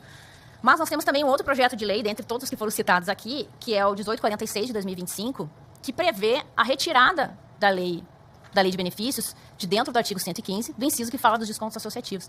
Então, como já foi falado aqui pelo secretário Adroaldo, a gente tem que pensar se o INSS tem condições ainda de gerenciar essa questão do desconto em folha dos descontos associativos. E esse projeto de lei aqui, ele prevê essa exclusão. Então, assim, a gente tem que pensar a energia que está sendo colocada para os servidores da INSS fazer todo esse processo de ressarcimento, de contestação, e ao mesmo tempo a gente sabe que a gente tem uma fila de espera para análise dos benefícios, a gente tem uma fila de espera das perícias médicas, que é um problema que a gente tem enfrentado tanto no GTI da Previdência quanto no Comitê Executivo que acompanha o acordo do STF acerca dos prazos administrativos. Então a gente tem que, é uma questão que a gente tem que pensar, como já foi falado aqui, entre a sociedade, entre o Congresso Nacional, se realmente a gente tem que manter esse tipo de desconto na folha de benefício, né? Se o INSS tem que continuar gerenciando essa questão, e que são as prioridades hoje do INSS, né? O que a gente deve realmente buscar. Então, essas são as minhas contribuições, que eu gostaria de ressaltar, e me coloco à disposição aqui para maiores esclarecimentos. Obrigada. Obrigado, doutora Patrícia. E dentro dessa continuidade, é importante a gente entender que, sem sombra de dúvida, todos esses controles passam hoje por controle de sistemas, né? E do ponto de vista de tecnologia, talvez uma das instituições mais longevas em gestão de dados públicos seja a Dataprev. E aqui agradeço a presença do doutor Edmar, que é superintendente de produtos, e a preocupação de como a Dataprev tem implementado os mecanismos de autenticação exigidos pelo Tribunal de Contas, já que vários questionamentos foram feitos pelos órgãos de controle e tudo isso passando pelos sistemas da Dataprev. Com relação a essa questão do acompanhamento das assinaturas eletrônicas, da biometria, muitas vezes falha, né, que deu margem, inclusive, a não observação da legalidade desses descontos, né? Como o sistema da Dataprev valida esses descontos com esses arquivos enviados pelas entidades, a questão da checagem, inclusive, das próprias entidades, que a gente já viu algumas anomalias com relação a isso, né? Até próprias instituições de categorias que têm entidades sindicais, têm atividades associativas da nível nacional, tem confederações, tem federações, então um verdadeiro amontoado, né, de entidades representativas de mesmos segmentos, de mesmas categorias, né, sociais, e se essa checagem, como a Dataprev incorpora esse papel que ela deveria ter desse controle, já que ela tem condição de fazê-lo, né, o cronograma para adequação das funcionalidades exigidas por essas instituições normativas que o INSS tem, né, as decisões e as auditorias que foram feitas também pela CGU, qual é o custo para que a gente possa, inclusive, desenvolver esses controles, né, como é que a Dataprev é ressarcida com relação a essas questões, né, e diante dessa similaridade, como é que se dá também esses controles, não só no que diz respeito aos descontos, mas também aos consignados, já que é uma demanda também expressiva de serviços que são prestados pela Dataprev com relação a esses controles. E as métricas específicas adotadas para demonstrar que esse sistema tem segurança, né, que tanto a sociedade brasileira, que com tanta dificuldade e já tão pressionada hoje para pagar impostos, para poder manter, né, a dignidade no momento mais difícil das suas vidas, possam ter a garantia que esses sistemas a protegem e não aqueles que agem de forma ilícita, né, exatamente desviando esse recurso. Passo a palavra ao doutor Edmar dos Santos Ferreira. Obrigado, deputado. Tá ligado? Deputado Danilo Forte, agradeço a oportunidade em nome da Dataprev, agradeço em nome do senhor, cumprimento todos os parlamentares presentes, parlamentares dessa casa. Em nome do secretário executivo, doutor Adroaldo, eu cumprimento também as pessoas da mesa. Sobre a sua palavra, deputado, longeva, né? Sim, somos uma empresa, deputado, até para que todos que nos assistem tenham a noção do que é o tamanho da Dataprev e qual é a importância dela para a sociedade. Somos uma empresa de 50 anos, criada por uma lei federal aprovada nesse parlamento. Somos responsáveis hoje pela unificação, já falando da República atual, pós-88, da nossa Constituição atual, perdão. Fizemos toda a reunião da plataforma trabalhista do antigo INAMPS, INPS, que hoje é o INSS, por mais que tenhamos esse incidente, é uma grande instituição com reconhecimento notório internacional. E acho que vamos passar e vamos superar isso como brasileiros. E nós somos hoje responsáveis por essa consolidação de sistemas. O deputado permitiu que em 2002 nós fizéssemos a inversão do ônus da prova. Hoje, antigamente, o segurado tinha que guardar absolutamente tudo com ele. E quando fosse se aposentar, tinha que provar para o Estado o que fez. E nós conseguimos inverter o ônus da prova. Hoje a gente só pede o complemento. O Estado é responsável por guardar tudo. E a Dataprev hoje reúne, eu vou citar só alguns exemplos, o CNIS, que é o Cadastro Nacional de Informações Sociais, que nós temos centenas de milhões de informações, inclusive as oriundas do E-Social, a plataforma aprovada aqui, que reúne todos os tributos, reúne todas as contribuições e vínculos trabalhistas. Isso tudo, deputado, permite com que nós, estou falando isso tudo para introduzir, permite com que nós tenhamos os melhores sistemas, os mais modernos sistemas, e muito se fala em alguns países A ou B, mas o Brasil, nesse quesito, graças à Dataprev, ao SERPRO e outras empresas também, está muito bem ranqueado em termos de posicionamento digital. Isso não sou eu que digo, é a ONU, são institutos internacionais. Mas eu só chamaria a atenção, 3 episódios, todos eles acompanhados por esse congresso, deputado, com o senhor também deve ter acompanhado, auxílio emergencial, o maior programa de distribuição de renda durante a pandemia, aprovado aqui nesse parlamento, 296 bilhões de reais, um sistema desenvolvido em poucos dias e que atendeu toda a população, e segundo nosso colega Bruno, saiu daqui, mas o CGU está aqui conosco, com baixíssimos índices de problemas nessa política pública, tá? Então, assim, e também Rio Grande do Sul, recentemente, que fizemos todo o apoio tecnológico de sistemas construídos a toque de caixa. Adentrando ao aspecto aqui de segurança da Dataprev, deputado, e quais são as nossas condições, eu acho que é isso que o parlamento quer saber, é isso que está em debate, e eu entro depois especificamente na proposta do desconto associativo. A empresa vem sendo modernizada desde 2004, 2005, até hoje vem sendo modernizada, e hoje ela é uma das empresas que conta com 3 potentes data centers, Rio, Brasília, São Paulo. Nós temos as melhores e maiores certificações internacionais de operação de sistemas. A gente tem que olhar para a gente mesmo e falar, puxa, que empresa maravilhosa. A gente, o SERPRO também, tá? A gente sempre fala em nome do SERPRO, que também é uma grande empresa. A gente não deve nada a Google, a Huawei e outras multinacionais. Bom, dito isso, do ponto de vista já adentrando questões de segurança, que o senhor mencionou sobre vazamento de dados, etc. Nós contamos ali com estruturas, deputado, de controles internos muito rígidos no acesso a dados. Para você ter uma ideia, hoje nem eu nem ninguém da minha equipe conseguimos, e nem da DataPrev, tá? Conseguimos acessar um dado que esteja no nosso sistema. Isso só pode ser feito, o Dr. Elvis está aqui, o secretário do Alto está aí, isso é feito sempre com a anuência do cliente, a gente envia os dados sempre a partir de mecanismos seguros, sempre que é solicitado uma extração ou alguma coisa, tudo tem que ser feito com a anuência do cliente. Eu só posso acessar um dado se o cliente, eu digo cliente, o INSS, tá? Mas poderia ser a Receita, etc. Somos uma empresa, então temos clientes também, mas parceiros de governo. Mas se o detentor, falando de LGPD, se o detentor do dado assim autorizar. Pois bem, isso já resguarda bastante ali o sigilo dos dados, do ponto de vista daquilo que temos dentro da empresa, e a gente conta também, deputado e demais colegas aqui que nos assistem, a gente conta também com centros de operação de rede, tá? Centros de segurança e de tratamento de dados também, operando 24 horas. Todos os nossos 3 data centers estão interligados, nós temos esses centros de monitoramento e centros de segurança que estão vinculados com órgãos internacionais, que estão vinculados com Polícia Federal, que estão vinculados com NIC-BR, com CETIR, GOV-BR, com todos esses órgãos, organismos que são responsáveis pelo monitoramento de incidentes. E em relação a vazamento de dados, eu queria só registrar aqui que não temos registros comprovados e declarado junto à NPD isso, de vazamento de dados oriundos da DataPrev. Então, só para consignar aqui, que não temos, não só em relação a entidades, não temos em relação a benefícios, de forma nenhuma de dados da Previdência sendo vazados. Bom, só para continuar e adentrar, o colega aqui do TCU falou que foram feitas recomendações e houve alguns embargos e de diversas ordens as questões do TCU. Nós, da DataPrev, não embargamos, ao contrário, iniciamos diálogo com a equipe do INSS e fazemos aquilo que o INSS e o Ministério da Previdência, como os detentores, os gestores da política pública, determinam, a gente e normatizam, e também o Congresso, enfim, a gente implementa controles sistêmicos a partir dessas normas. E a DataPrev nunca se frustrou a implementar e nunca atrasou a implementação de nenhuma nova sistêmica, de modo que não embargamos, nem teríamos, competência talvez para embargar. A decisão do TCU, ao contrário disso, em conversa com o INSS, implantamos uma das recomendações que foram trazidas à DataPrev, que foi dar visibilidade para o cidadão do desconto. A gente implementou uma melhor visibilidade disso nos aplicativos do INSS e implantamos também, salvo melhor juízo, não queria me equivocar na data, em setembro já de 2023, já oriundo desse processo de fiscalização também, acompanhado pela CGU, já implementamos um mecanismo que o cidadão pudesse já, em vez de ter que procurar DPU, de procurar outros canais, que ele mesmo já pudesse fazer a exclusão do desconto automaticamente na plataforma Meu INSS. Isso foi implementado e não trouxe o dado, mas podemos trazer cerca de 2 milhões de usuários nesse período, até finalizarmos a plataforma, fizeram a supressão do seu desconto associativo. Tá? Então, esse foi o primeiro controle. O segundo controle, que o deputado mencionou aqui na sua pergunta, é sobre a capacidade de implementação da assinatura digital avançada. Eu posso estar pecando na data, o doutor Elvis vai me ajudar, procurador, mas após esse longo período de auditorias da CGU e do TCU, foi editada a IN 162, do INSS 162, se eu não me engano, 16 de março. Março de 2024, e lá o período citado pelo auditor aqui do TCU, 120 dias, nós da DataPrev fomos imbuídos de desenvolver um sistema com capacidade para fazer o reconhecimento biométrico, e assim o fizemos. Esse sistema foi inaugurado dia 16 de setembro de 2024. Haveria uma obrigação das entidades de fecharem um contrato específico, um novo ACT, que eram regras novas, baseadas numa nova IN, e também elas deveriam celebrar um contrato próprio com a DataPrev, sempre pós-ACT, para que, sua outra pergunta, deputado, para que a remuneração pudesse ser por ela custeada e que a gente pudesse processar a operação da guarda desses documentos e, sobretudo, dos logs de sistema, dos registros que determinavam e comprovariam, dariam as evidências de que o cidadão foi quem fez o desconto, que foi quem solicitou o desconto. Então, isso foi implementado, evidentemente.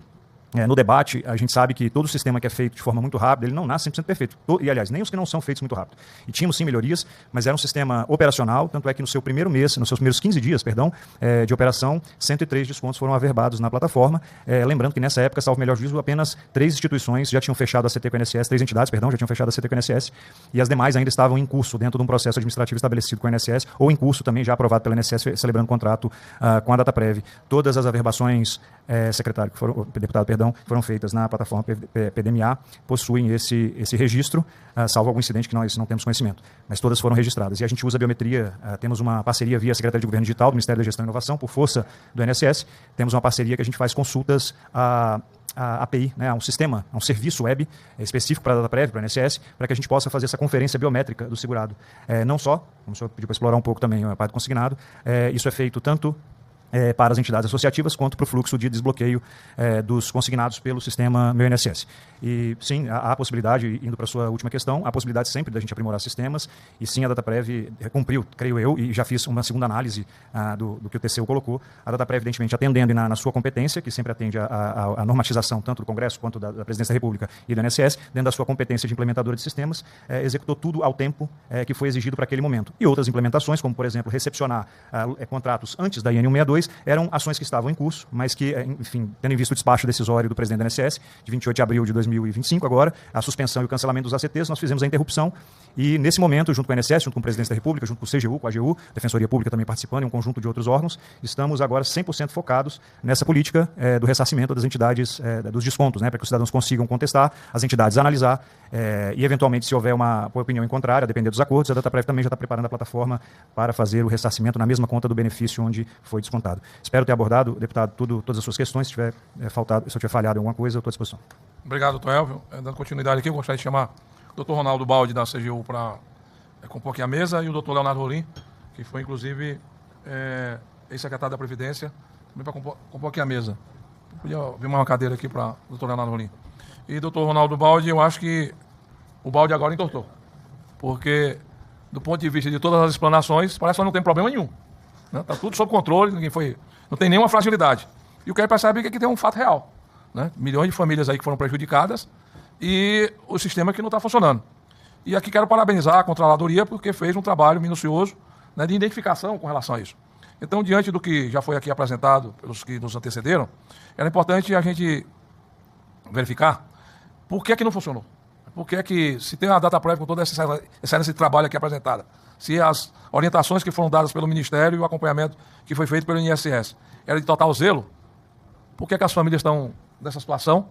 Né? E criando, inclusive, está aqui inclusive, o professor Mauro Filho, que é um mestre nessa questão fiscal, um problema fiscal a mais para o país, diante da situação real, né, de fraudar, né, descaradamente os sistemas, né, desviando os recursos, diante de quê? Foi omissão?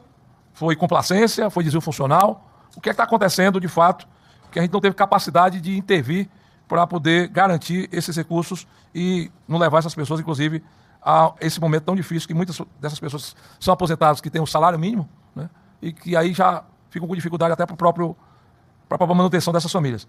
Quais são as recomendações nesse momento, tanto por parte de um órgão controlador como a CGU, como também por parte da interveniência da CGU do ponto de vista processual penal, né, de colocar, de punir, de fato, servidores, né, e instituições operadoras que contribuíram e que fraudaram essas famílias.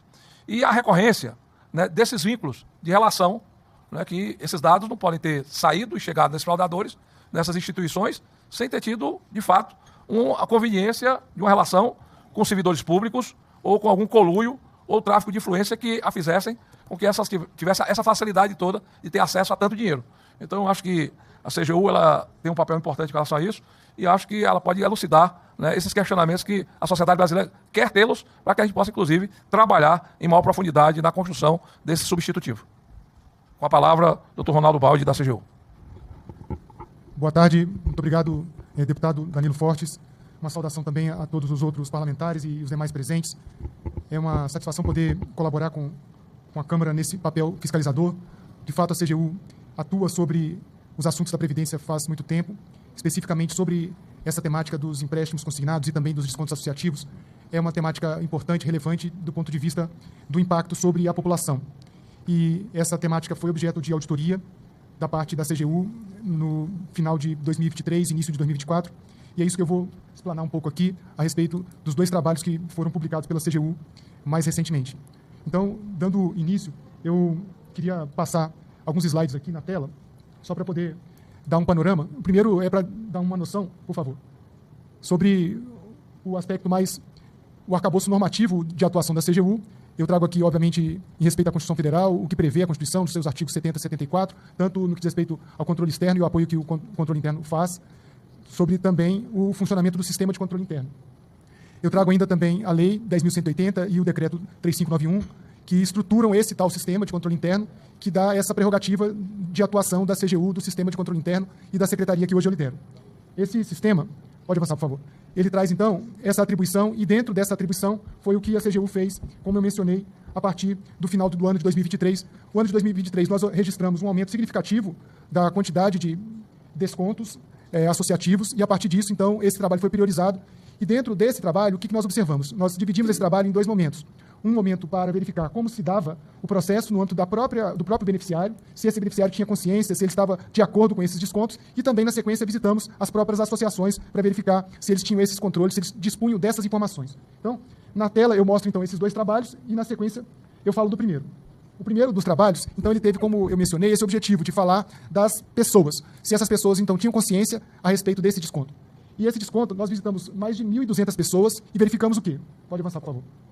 Verificamos que 97% delas não tinham autorizado esse desconto. Então, esse trabalho foi estruturado com base em riscos, como é a regra da nossa atuação, e os riscos identificados foram aqueles dali. Se o órgão gestor, que no caso o INSS, tinha, então, o acompanhamento, o monitoramento desse tipo de serviço que estava sendo, de alguma maneira, prestado, se os acordos de cooperação firmados, esses acordos que justamente dão o início a todo esse processo, se esses acordos tinham sido firmados em bases sólidas, se eles tinham fragilidades ou se não tinham. Então, esse tipo de verificação nos permitiu chegar a uma situação demonstrando que havia muitas fragilidades. Indo adiante, por favor. Esse quadro, então, ele mostra o aumento dos descontos associativos ao longo desse período e mostra também, são duas curvas simultâneas. A primeira delas, com colunas azuis, ele mostra, então, o aumento da quantidade de entidades que foram autorizadas a praticar esse desconto na folha dos aposentados. Então, nós observamos ali que já havia nos anos de 2017, 2018, 2019, mais de 20 entidades autorizadas a praticar esses descontos. Esse número ele tem uma elevação no ano de 2022 e depois também nos outros anos subsequentes. Mas esse aumento, então, que acontece no ano de 2023, que chamou a atenção da auditoria, é um aumento que decorre das autorizações que aconteceram nos anos precedentes. Então, esse é um ponto importante, um ponto relevante, é que esse relatório ilumina e traz à baila essa informação. Na sequência, o que a gente observa é que, mesmo aqueles aposentados que gostariam de ter esse desconto interrompido, nem assim eles tinham sucesso, porque essas reclamações aconteciam, e como esse quadro aqui mostra, essas reclamações aconteciam e, infelizmente, esses descontos continuavam a acontecer, mesmo com essas reclamações que se avolumaram ao longo dos últimos meses. Em sendo assim, a CGU optou por fazer, então, uma entrevista com essas 1.200 pessoas, e o que nós mostramos na sequência, e o número mostra, então, que quase 98%, arredondando para 98%, das pessoas disseram não reconhecer esse desconto, disseram não reconhecer a legitimidade desse desconto. Então, isso nos deu uma situação que nos levou a procurar o INSS para a tomada de providência. Então, um relatório preliminar a respeito dessa matéria foi levado ao conhecimento do presidente do INSS para que providências fossem adotadas. E isso, infelizmente, não aconteceu. Na sequência, o que a gente mostra é que, durante essas entrevistas, nós perguntamos também se esses pensionistas, se esses aposentados tinham conhecimento do sistema chamado Meu INSS. E, infelizmente, a maioria deles também não tinha esse conhecimento. O que o quadro mostra é que apenas 32% utiliza o sistema Meu INSS, 42% não conhece e, no caso, 25% conhece, mas nunca utilizou. Então, quase que 80% deles, quase que 70% dos entrevistados disseram não conhecer o sistema.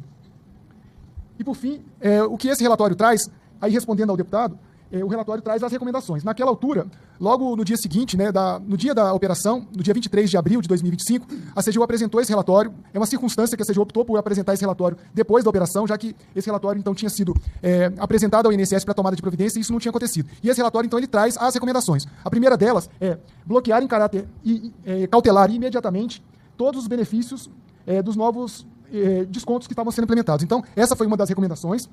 A segunda recomendação, permitir a consignação de descontos associativos em folha de pagamento somente no caso de haver autorização de desbloqueio diretamente pelo aposentado.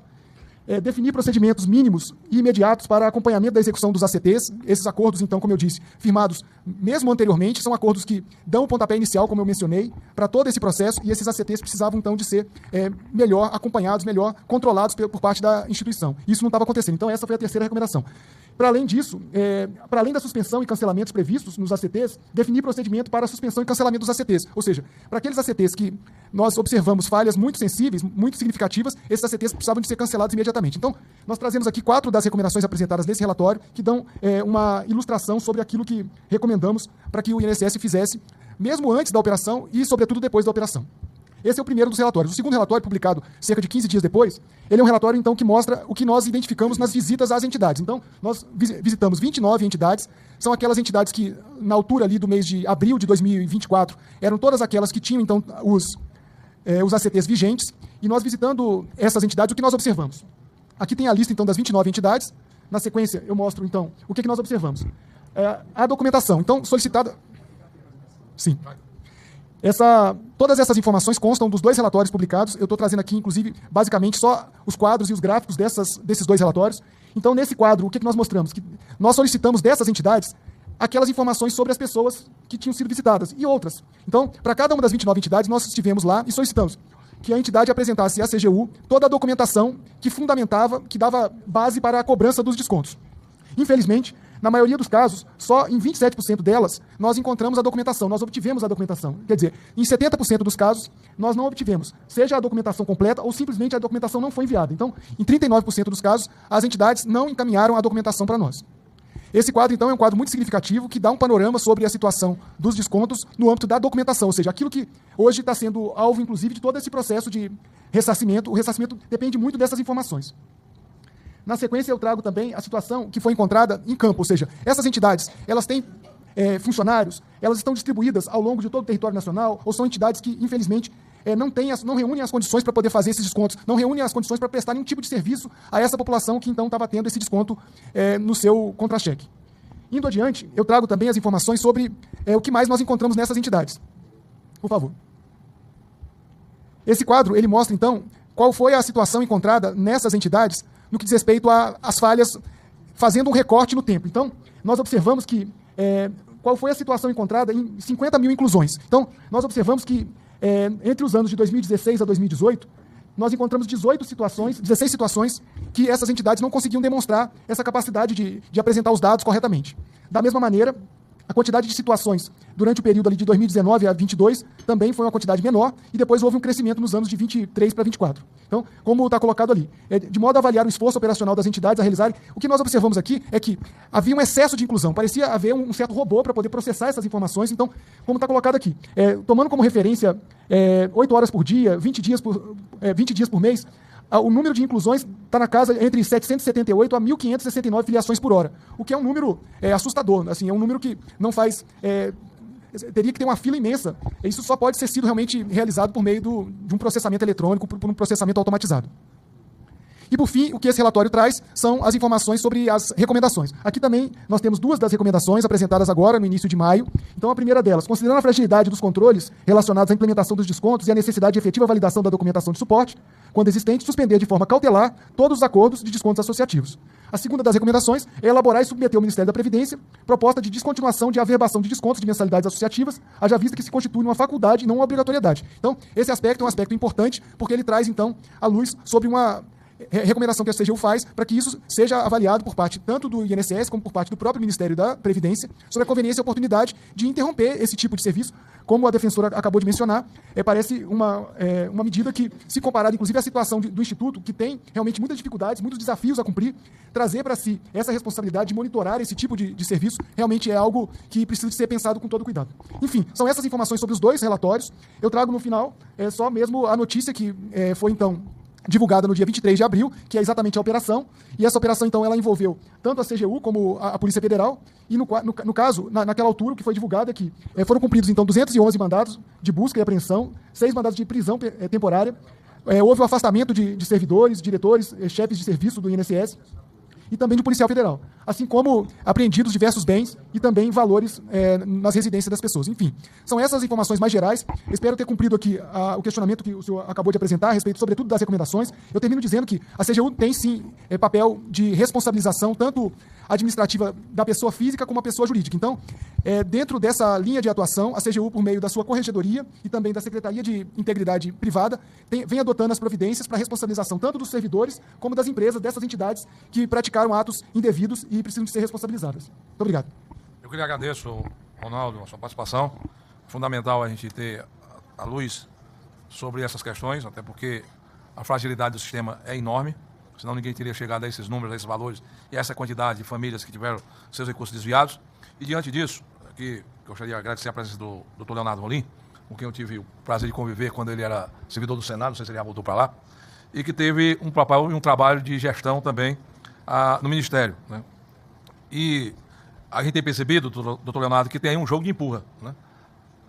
O atual jogando para o passado dizendo que não tinha sobre si essa situação fática que está aí colocada hoje, e que o questionamento que cabe aqui é saber desde quando se acendeu essa luz dessa preocupação, esses alertas técnicos, né, sobre essas fragilidades dos convênios com as entidades, de então o que foi feito pela gestão anterior, já que a gente deu espaço para que a gestão atual aqui falasse o que está fazendo e como está vendo e que está encarando esse desafio desse momento. Quais foram, e se houveram resistências políticas ou técnicas para que esse modelo de acordo de cooperação técnica com essas instituições pudessem avançar ou não. Né? Dentro dessa situação, qual é a avaliação que o senhor faz das medidas preventivas que precisam ser feitas para que a gente possa, inclusive, não ter a redundância desses erros, né? E as mudanças estruturais pensadas para evitar que esse tipo de fraude continue, né? Do ponto de vista sua, que estava à frente da instituição na gestão anterior. Com a palavra o doutor Leonardo Rolim. Passa esse microfone para ele aqui.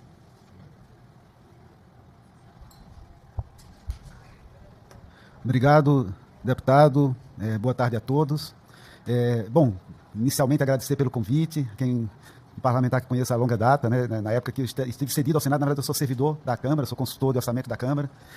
Atuo desde 2003 na área de Previdência, trabalho assistência social. Estive um período cedido ao Senado e também em 3 oportunidades estive no governo federal. Primeiro entre 2011 e 2014, na Secretaria de Políticas Públicas e Previdência. Depois, em 2019, na Secretaria de Previdência, no período em que a gente editou a medida provisória 871, a medida provisória de combate a fraudes, que tem uma participação importante no tema em questão, depois eu vou falar um pouco mais sobre ela. A PEC 06 foi convertida na emenda constitucional número 103, a reforma previdenciária. Em janeiro de 2020, eu assumi a presidência do INSS, onde fiquei até outubro de 21. Depois retornei para a Secretaria de Previdência, onde fiquei até abril de 2022, e então voltei para a consultoria da Câmara.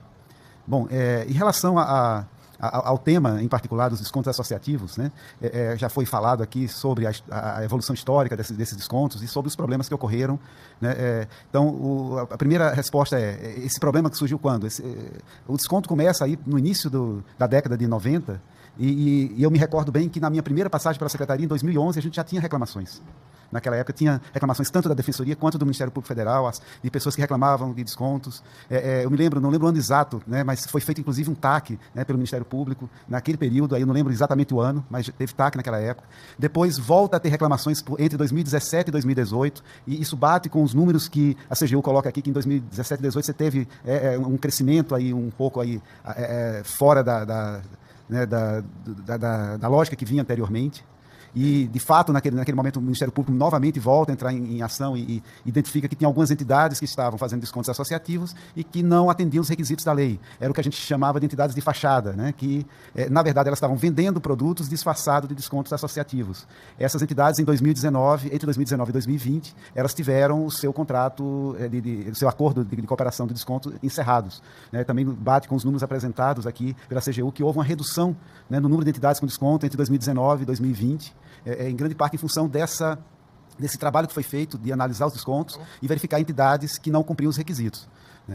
Também nesse período se verifica em 19, 20 e 21, se verifica que houve, em relação ao número de descontos, uma redução dos descontos em relação ao que tinha ocorrido em 2018.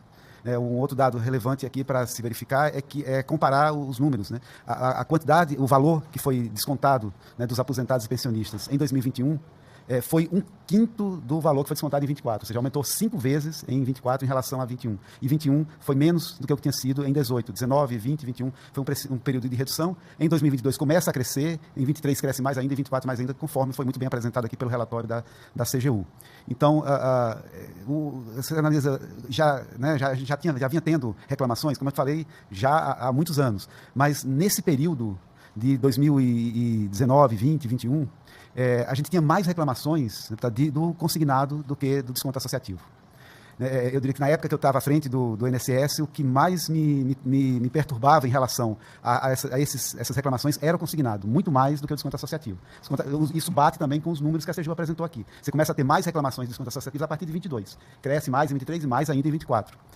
O consignado, a gente tinha reclamações de diversos tipos, mas principalmente de empréstimos não solicitados, que é a lógica similar ao que começa a acontecer depois, em larga escala, também no desconto associativo. Então, nós atuamos muito forte em relação ao consignado. Primeiro foi feito um acordo com a FEBRABAN para um sistema, né, de autocontrole das instituições financeiras. E a gente viu que isso ajudou, mas não resolveu o problema. Aí depois criamos o bloqueio, que esse bloqueio valeu também para o desconto associativo. Isso ajudou também, mas não resolveu o problema, porque a gente identificou que hackers estavam entrando no sistema para desbloquear. E aí, junto com a DataPrev, foi desenvolvido um sistema para controlar melhor os acessos aos sistemas do INSS, mas, mesmo assim, ainda tinha muita reclamação em relação ao consignado. Foi criado um grupo de trabalho no CNPS. Aí, nesse momento, eu já tinha voltado para a Secretaria de Previdência, né, por esse grupo de trabalho. Quando começou, ainda estava no INSS, quando concluiu, estava na Secretaria. Já no primeiro semestre de 2022, E esse grupo de trabalho que teve representantes do Banco Central, da FEBRABAN, da BBC, das entidades representantes de aposentados que participam do CNPS. Então foi definido um modelo, que é o modelo que está vigente até hoje, que tem a obrigatoriedade da biometria. Com a obrigatoriedade da biometria, praticamente as reclamações de consignado acabaram. Quando você olha a reclamação que tem hoje, geralmente é algum empréstimo que foi concedido antes da implantação da biometria, mas que são empréstimos de longa duração que até hoje a pessoa ainda está pagando e muitas vezes ela nem sabia que tinha pego esse empréstimo. Então, em relação ao consignado, a gente foi num processo longo, evoluindo, até que reduziu. E justamente quando o consignado, vamos dizer assim, entra numa rota adequada de concessão, começa a ter as maiores reclamações sobre o desconto associativo. Nesse momento, eu já não estava mais no governo, já tinha voltado para a consultoria, mas justamente por trabalhar com Previdência, a gente está o tempo inteiro acompanhando os números e verificando o que está acontecendo com a Previdência. Era algo que a gente já estava acompanhando e algo que nos preocupava muito. Então, por que eu falei aqui muito da experiência do consignado? Porque eu acho que a solução que foi dada para o consignado é algo que, se decidir que vai se manter o desconto associativo, precisa fazer algo similar com o desconto associativo. Mas, assim, voltando agora à solução do problema. Então, na época que eu estive à frente da Secretaria de Previdência, em 2019, a gente editou a medida provisória 871, conhecida como a medida de combate a fraudes. E nessa medida provisória, um dos pontos que estava lá era justamente o combate às fraudes nos descontos associativos. Como eu falei, em 2018 já tinha tido reclamações, ação do Ministério Público, e essa medida provisória foi editada no dia 16 de janeiro de 2019, e ela já trazia uma medida muito importante que, se tivesse sido implementada, eu acho que nada do que a gente está presenciando agora teria acontecido, que era a revalidação anual. Então, se houvesse a revalidação anual, em primeiro lugar, assim, no máximo, as pessoas pagariam alguns meses indevido. Segundo, desestimularia a fraude, porque você estaria uma fraude que seria rapidamente descoberta. Então, é uma pena que ela foi descontinuada. Então, no Congresso, foi a ideia era, que estava na medida provisória, que a primeira revalidação seria feita até final de 2019, ou seja, no final de 2019 já estaria... quem não revalidou automaticamente já cessaria, a partir de janeiro, o desconto. Porém, o Congresso passou para 21, e a partir de então a cada 3 anos. Em função da pandemia, passou-se no primeiro momento para 22. E depois foi excluído totalmente a revalidação. Para mim, isso aí foi algo muito nocivo para os aposentados, porque se não tivesse acontecido a eliminação da revalidação, eu diria que nada disso teria acontecido, ou se tivesse acontecido, seria em escala mínima comparado ao que aconteceu. E eu entendo que se for decidido pelo Congresso que vai manter o desconto associativo, eu acho que um ponto básico é definir um prazo curto para fazer uma revalidação, ou seja, todos os descontos que estão vigentes, digamos assim, separou o joio do trigo, essas entidades aqui são as entidades que fizeram coisas erradas e que elas vão ser punidas, as outras que não fizeram vão poder ter o desconto, vamos dizer que seja essa decisão, que é isso que está, de certa forma, no PL. Então, eu acho que mesmo assim tem que definir um prazo, o seu desconto, e dar um prazo de revalidação. Eu acho que nada que você faz na vida é para sempre, então tem que ter uma revalidação periódica, que não seja ano a ano, mas que seja a cada 3 anos, como tinha sido colocado lá em 2019. Mas precisa ter uma revalidação periódica também. E o terceiro ponto, com base na experiência do consignado, que seja feito validação biométrica, porque aí você evita a fraude. E hoje a DataPrev tem tecnologia para fazer essa validação biométrica, que naquela época, lá em 2019, não tinha. Acho que aí você pode dizer, acho que só em 2023, final de 22 para início de 23, a DataPrev passou a ter essa tecnologia, antes não tinha. Então, e se for validação biométrica feita pela DataPrev, e no sistema, do meu INSS, você não está criando aí praticamente nenhum trabalho para o INSS, porque a gente sabe o desafio enorme que a nova equipe do INSS tem, de redução das filas. Hoje o INSS tem à sua frente uma equipe de primeira linha, que eu conheço muito bem todos, são todos profissionais corretos e de altíssimo nível de capacitação, que estão com um desafio gigantesco. Como foi bem colocado aqui, a imagem do INSS nunca teve tão desgastada, as filas nunca tiveram num patamar tão alto quanto estão agora, e ainda mais com todo esse trabalho de resolver esses desvios de recursos, essas perdas de recursos que os aposentados e pensionistas tiveram. Então, a equipe tem um desafio gigante. Então, dar algum trabalho adicional para essa equipe seria algo inadequado. Mas, se for desenvolvido dessa forma, eu acredito que praticamente não teria nenhum trabalho para o INSS, seria tudo por sistema, com a DataPrev. A DataPrev já tem contratos com as entidades, já é remunerada pelo custo que ela tem, então eu acho que seria viável dessa forma, repito, com base na experiência que já foi feita com o consignado, e aí você teria um sistema seguramente com descontos em número muito menor, inclusive do que o que tínhamos na nossa época. Porque as pessoas vão estar autorizando, não vai ficar por inércia a autorização. Eu lembro que eu vi aqui numa matéria uma pessoa que tinha autorizado 30 anos atrás, o desconto estava sendo descontado. Até hoje nem lembrava que tinha autorizado. Então, você mesmo não sendo fraude, que eu acredito que até aquela época não tinha muitas fraudes, tanto que não tinha muitas reclamações, mas tinha muitas pessoas que autorizaram há muito tempo atrás e que nem se lembravam disso, não sabiam, não olhavam o seu extrato para ver que aquele desconto estava sendo feito e não gostariam de continuar descontando mais. E acabavam por inércia ou por desconhecimento não fazendo a suspensão. Então, resumidamente, deputado, eu entendo que o papel dessa comissão é da maior relevância para o país. As minhas contribuições são nesse sentido. Eu entendo que a primeira decisão difícil a ser tomada é se mantém ou não os descontos, e se for decidido manter, eu entendo que é viável desenvolver um modelo com praticamente nenhum risco de fraude e sem trazer um trabalho adicional para o INSS. Muito obrigado. Obrigado, doutor Leonardo. E agora, na nova fase aqui do encaminhamento da nossa audiência pública, vamos abrir para os parlamentares. O deputado Mauro Filho quer fazer algum pronunciamento? Não? O microfone aqui do deputado Mauro Filho.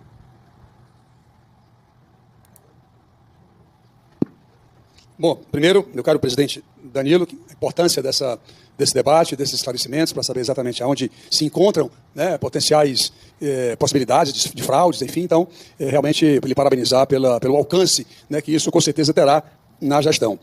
Eu também tenho um projeto que trata de duas formas, tanto proibindo o repasse para associações, como também suspendendo, né, o crédito consignado por 12 meses para saber exatamente se está tudo bem, se não está, se vai colocar biometria ou não vai.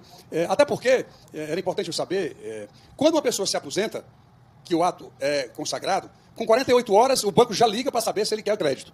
Essa informação sai do Ministério da Previdência, sai da Dataprev, sai do INSS. De onde, como é que uma pessoa com 48 horas, que acaba de ser tida a sua aposentadoria concedida, como é que ele sabe? Sabe os dados inteiros, já ligam sabendo de tudo, inclusive do seu telefone particular, que já liga. Portanto, queria entender um pouco como é que essa sistemática ela se processa, né, dentro da estrutura de crédito consignado. O segundo ponto era saber quanto é que os bancos pagam por linha para ter acesso ao desconto. Saber que valor é esse. Lá no meu estado, como secretário de Estado, eu cobrava um valor para cada linha de desconto que era feito, os bancos eram obrigados, né, a fazer esse repasse para nós, lá nos descontos, que a gente propiciava para eles de maneira muito, muito eficiente. Esse é um segundo ponto também. Terceiro, tiveram duas apurações, inclusive da Polícia Federal, anteriormente. Eu queria saber, a CGU que está mais aqui, talvez o INSS possa dizer, o que é que deu lá que não se apurou nada. Eu tinha uma vontade, assim, eu não conheço o processo, mas eu teria vontade de compreender o que é que deu lá, por que se avaliou e não se encontrou, não se evidenciou alguma possibilidade de desvio naqueles 3 processos que foram examinados no passado, inclusive com a Polícia Federal, mas lá não teve consequência, não teve sequência dessa questão. O que é que não tinha lá, que teve aqui, para poder a gente descobrir aqui e não descobrir lá? Essa era uma outra pergunta que eu gostaria realmente de saber em relação a essa questão. É bem verdade que nós saímos de 706 milhões em 22 para 1 bilhão 230 em 2023. É um crescimento bastante grande. Mas isso não exime o que é que foi feito em 2022 com os 706 milhões. Até porque 6 bilhões não é o total de desvio. 6 bilhões é o total de descontos que foram feitos no decorrer do processo. Quanto foi efetivamente desviado, que essa é a apuração, né, que a gente tem que saber exatamente esse valor preciso, deputado Danilo, que está sendo, portanto, levantado nesse exato momento. Então, a gente precisava saber, a gente tem que ver esses dados realmente de maneira contínua ao longo dos anos para compreender, portanto, esses convênios. E terceiro, tem de 2021 para 22, ou foi de 22 para 23, tem um aumento de 5 associações que tinham direito a fazer os descontos. Essas 5 associações são as mais onerosas, são as que menos foram responsabilizadas. Eu tenho curiosidade também de saber o que é que aconteceu com essas cinco associações. Desculpe se eu falei demais, senhor presidente. Não, obrigado, deputado Mauro Filho. Sempre contribuindo muito para o debate. O representante do INSS queria responder. Obrigado, deputado Mauro. Obrigado pelas perguntas. Cumprimento o senhor, Vossa Excelência, agora. A gente não tem, assim, respostas para tudo, tá? Até porque eu particularmente não tenho. Claro que o INSS deve ter, a gente vai procurar trazer todas elas depois, olhando lá o histórico.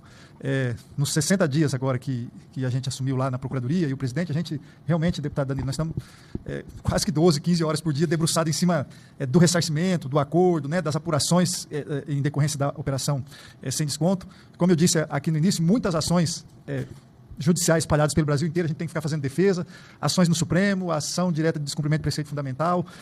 Então, mandados de segurança, inclusive que o INSS manifestou, mandados de segurança em relação à CPMI, impetrados por parlamentares, enquanto a CPMI não tinha sido implantada. Então, realmente, não foi possível ainda olhar um histórico mais para trás, que eu concordo com Vossa Excelência, que é importante, né? Em relação aos dados, é uma pergunta, assim, eu vou contar bem rápido, deputado. Eu tive uma infelicidade de trocar um número de celular meu que eu tinha passado por uma fraude, e aí fui na TIM, peguei um outro número de telefone, e esse número tinha sido de um pensionista do INSS. Eu recebia 40, 50 ligações por dia perguntando se eu era o Alailson. E isso durou um tempo, falando, não, o senhor recebeu a pensão, o senhor quer fazer empréstimo? Eu falei, não, eu não sou o Alailson, né? Então, eu senti na pele isso, e isso continua acontecendo em alguma medida. E uma das questões que a gente conversou até essa semana era de olhar como estão os contratos da folha de pagamento do INSS, que são leiloadas, e existe um contrato para isso, e verificar que tipo de dado que o INSS, por contrato, é obrigado a encaminhar para a entidade pagadora, para ver se está excedendo os dados sensíveis que são encaminhados. Numa primeira compreensão, devia ser passado os dados financeiros apenas para as entidades pagadoras. Mas a gente tem uma dúvida se estão sendo passados, não sei se o Edmar pode esclarecer isso depois, né, se está sendo passado algum outro dado a mais. Sei também que os bancos pagam a Dataprev, reembolsam o custo operacional que o INSS tem em relação a empréstimos consignados, mas eu não sei dizer o valor por linha, né, por empréstimo, mas isso é facilmente encontrado depois nos contratos da Dataprev. Essas operações policiais do passado eu realmente desconhecia, a gente vai buscar informações e trazer, né, depois, em algum momento que o deputado achar mais oportuno, se a própria Polícia Federal não o fizer. Né? E essas 5 associações, eu confesso que eu não trouxe dados individualizados em relação a elas, a gente não estava achando que tivesse esse nível de detalhamento, mas a gente pode também depois trazer em detalhes o que for pedido por essa comissão. Obrigado. Doutor Edmar. Deputado Mauro, só fazendo um complemento antes de entrar na pergunta, 12 horas por dia, e esse foi o primeiro final de semana que nós não fizemos uma reunião e não trabalhamos, porque o acordo ainda não saiu, era para ter saído, né? Mas eu só queria reforçar, quando ele falou dias, são dias e finais de semana, estamos aqui imbuídos do espírito público de devolver rapidamente, né, para aqueles que se sentiram lesados e reclamaram, evidentemente. Sem prejuízo da buscativa, deputado, que, presidente, eu concordo. Sobre entidades associativas, no modelo antes da IN 162, que é a IN 162, aí sim, fizemos de fato um sistema com biometria, até bem lembrado pelo Dr. Rolim, enfim, muito mais robusto, sofisticado, ele não foi plenamente utilizado. Mas antes disso, tínhamos as entidades, conforme descrito aqui pelo colega da CGU, pelo secretário, realmente o processo chegava, a gente abriu descontos, o INSS custeava essa operação, e isso faz parte do conjunto do sistema, não existe uma rúbrica específica, o contrato do INSS ele é bastante complexo, são muitos sistemas, mas fazia parte do sistema de benefício, porque era uma rúbrica, assim como uma rúbrica de crédito, assim como uma rúbrica de IRPF, ele era uma rúbrica dentro do conjunto do sistema e ali era colocado. E as entidades, salvo o melhor juízo, doutor Elvis, ressarciam o INSS por linha de desconto. Então, elas pagavam para o INSS, salvo o melhor juízo, 10 centavos por linha processada. Pós PDMA, novo ACT, contrato com a Dataprev, aí sim tendo o sistema, com biometria e armazenamento de documento, que era o que a CGU apontou que não tinha, até segurado, não sabia se era de outra pessoa ou não, saiu para 30 centavos esse custo. Esse é o custo da Dataprev e ele mantinha ainda os 10 centavos para a entidade. Sim, porque agora tínhamos um sistema, tínhamos biometria, antes a gente recebia uma lista e processava. Então, quando eu faço a operação de crédito, é 30 centavos da Dataprev e 10 para o INSS? Não, isso é o desconto associativo. Perfeito, isso. Isso era a rúbrica do empréstimo consignado. Ele tem alguns serviços, mas o da averbação, que é incluir o desconto à linha processada, salvo o melhor juízo, está R$ 2,12, tá? Me desculpa, porque o senhor fez 2 perguntas. Da entidade do consignado, eu tentei responder na ordem. Perdão. Eu acho que, se não me engano, está R$ 2,12, mas eu posso aprofundar. E sobre os dados que o deputado pediu, estamos ali também imbuídos, mas podemos, se quisermos, podemos conversar e a gente encaminha a seu requerimento, tá? Nessa terceira fase do processo? Deputado, deixa eu só complementar. Diga. Alguns dados aqui na sua linha. Não, entendi. Inclusive, a receita dos empréstimos consignados é a principal receita da Dataprev. E aí ele pode explicar o número maior. É a principal receita da Dataprev hoje. Eu não sei se ainda é, mas na época que eu estava à frente do INSS, ela sozinha era maior do que todas as outras receitas da Dataprev. E o INSS também tem um ganho com isso. Porque como as operações de empréstimo consignado usam mesmo sistema que o INSS utiliza, então reduz o custo fixo dos sistemas que o INSS antes bancava sozinho. Então isso gera uma economia para o INSS, não sei como está hoje, na minha época gerava uma economia em torno de algo entre 300 e 400 milhões por ano de economia para o INSS, em relação a essa remuneração do consignado. Além disso, aí não é consignado, mas aí sim é pela gestão da folha, que é um outro ponto que o senhor colocou, o INSS também tem uma remuneração pelos bancos que pagam a folha. Essa remuneração é definida em leilões, aí é outra coisa que também é uma remuneração também interessante.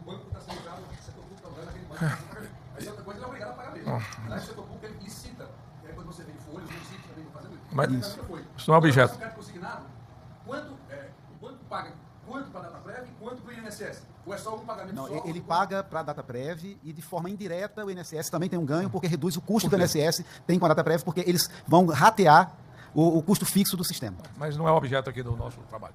Dando continuidade aqui na outra fase, aqui o Daniel Tolomelli, presidente do Instituto Arnaldo Faria de Sá, queria fazer uma pergunta?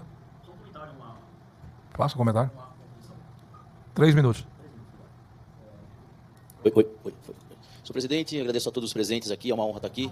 Eu sou presidente do Instituto Arnaldo Faria de Sá, deputado federal por 8 mandatos, que sempre lutou pelos aposentados. Acho que alguns aqui devem ter conhecido o Arnaldo Faria de Sá. Na verdade, assim, a gente gostaria de fazer um comentário de que, nesse primeiro semestre lá no Instituto, a gente atende às quintas e sábados. No primeiro semestre foram 10 mil idosos que nós atendemos lá no Instituto. Atendemos a concessão de aposentadoria, LOAS, PCP, tudo. Os aposentados vão lá como sua última instância, sua última morada. E um pouco do que foi falado aqui é o que nós vivemos lá, na ponta, com os aposentados que vão lá sem ter comida, sem ter como pagar aluguel, sem ter como pagar o medicamento deles. E isso que vocês estão tendo hoje na questão dessas discussões é muito importante, porque nós sentimos isso lá, eu, o Dr. Wander, a doutora Kiane, o Christian, assim, o próprio Fábio Faria de Sá, que hoje é deputado estadual, que é o sobrinho do Arnaldo Faria de Sá, nós sentimos isso há anos. Esses descontos lá, a gente tem as reclamações desde sempre, a questão dos aposentados hoje do consignado, que o colega disse, hoje é uma preocupação muito grande, porque, veja, o desconto associativo ele é um valor um pouco baixo. Não que seja um desconto que para o aposentado é muito, mas é um desconto que o consignado tem de 100, 150, 200, 300 reais de desconto. E veja, hoje os correspondentes bancários eles fazem parte de uma rede de fraudes que, quando cai o dinheiro na conta, o banco liga dizendo que foi feito de uma forma errônea, manda o boleto para o aposentado devolver e devolve na conta do estelionatário. Então, veja, no mesmo instante, no mesmo dia. Então, a fraude hoje está correndo na frente das questões que estão sendo feitas aqui para prevenir essas fraudes, né? Hoje nós temos o deputado Fausto Pinato, que é um grande colega nosso, que ele colocou projetos de lei para ter assinatura da biometria e assinatura digital, seja ela no cartório ou através do GovBR, que hoje todo mundo tem o GovBR, né? Mas a questão lá na ponta, onde nós atendemos, ela é muito forte, ela é muito triste. Esses dias, né, doutor Wander, a gente atendeu uma senhora lá que não tinha cama, não tinha geladeira e não tinha que pôr na mesa para comer. E quando a gente foi ver, ela tinha meia dúzia de descontos dos consignados. E hoje, o que acontece? O primeiro consignado, que ele às vezes não lembra que fez, você tem o refinanciamento do consignado, que foi aquele migrado do contrato X. Essa migração ele não sabe. Então, assim, eu só queria agradecer a todos vocês por esse excelente trabalho, por todas as pessoas que passaram aqui de todos os órgãos, viu, deputado presidente? E eu acho que todo mundo, todos os aposentados, devem ter essa oportunidade, dessa defesa que vocês estão fazendo por eles. Muito obrigado. Obrigado. Está no Zoom o deputado Capitão Alden, para uma participação via Zoom. Deputado Alden. Senhor presidente, eu gostaria de agradecer e parabenizar o deputado Danilo Forte pela realização desta audiência pública. Gostaria também de cumprimentar todos os presentes, especialmente os eminentes debatedores e palestrantes, representando aí as mais diversas instituições ligadas a esse assunto aí dos descontos indevidos. Eu achei muito pertinente a fala da defensora pública sobre a reflexão sobre o INSS, se nesse cenário que nós temos, deveria continuar ou não assumir esse papel, esse encargo de realizar estes descontos dos benefícios de aposentados. A função institucional do INSS não é de intermediar relações privadas, né? Inclusive o INSS é um órgão de previdência social e sua função primordial pelo menos deveria ser, conceder e manter benefícios previdenciários, não servir de intermediador para relações contratuais entre beneficiários e terceiros, sejam eles associações, sindicatos, bancos, etc. A realização de descontos em favor de terceiros pode desvirtuar a função pública do INSS e expor o órgão a litígios e ações judiciais. Vimos há poucos instantes, aí mesmo, na presente audiência, que o INSS, infelizmente, por uma série de razões, tem uma incapacidade por não possuir uma estrutura adequada para apurar individualmente a veracidade de cada autorização, o que gera necessariamente uma insegurança jurídica. O INSS, ao permitir o desconto direto, acaba legitimando débitos que muitas vezes não têm respaldo contratual ou mesmo autorização expressa do próprio beneficiário. Então, a retirada dessa responsabilidade, desse encargo do INSS, evitaria que o órgão seja instrumento indireto de exploração de pessoas vulneráveis. Então, a exclusão da responsabilidade do INSS permite que o beneficiário opte conscientemente por contratar e pagar por serviços ou mensalidades fora da folha, mediante boleto ou mediante débito em conta, de acordo com a sua conveniência e de acordo com o banco de sua preferência. Isso reforça o princípio da autonomia da vontade e do controle financeiro pessoal.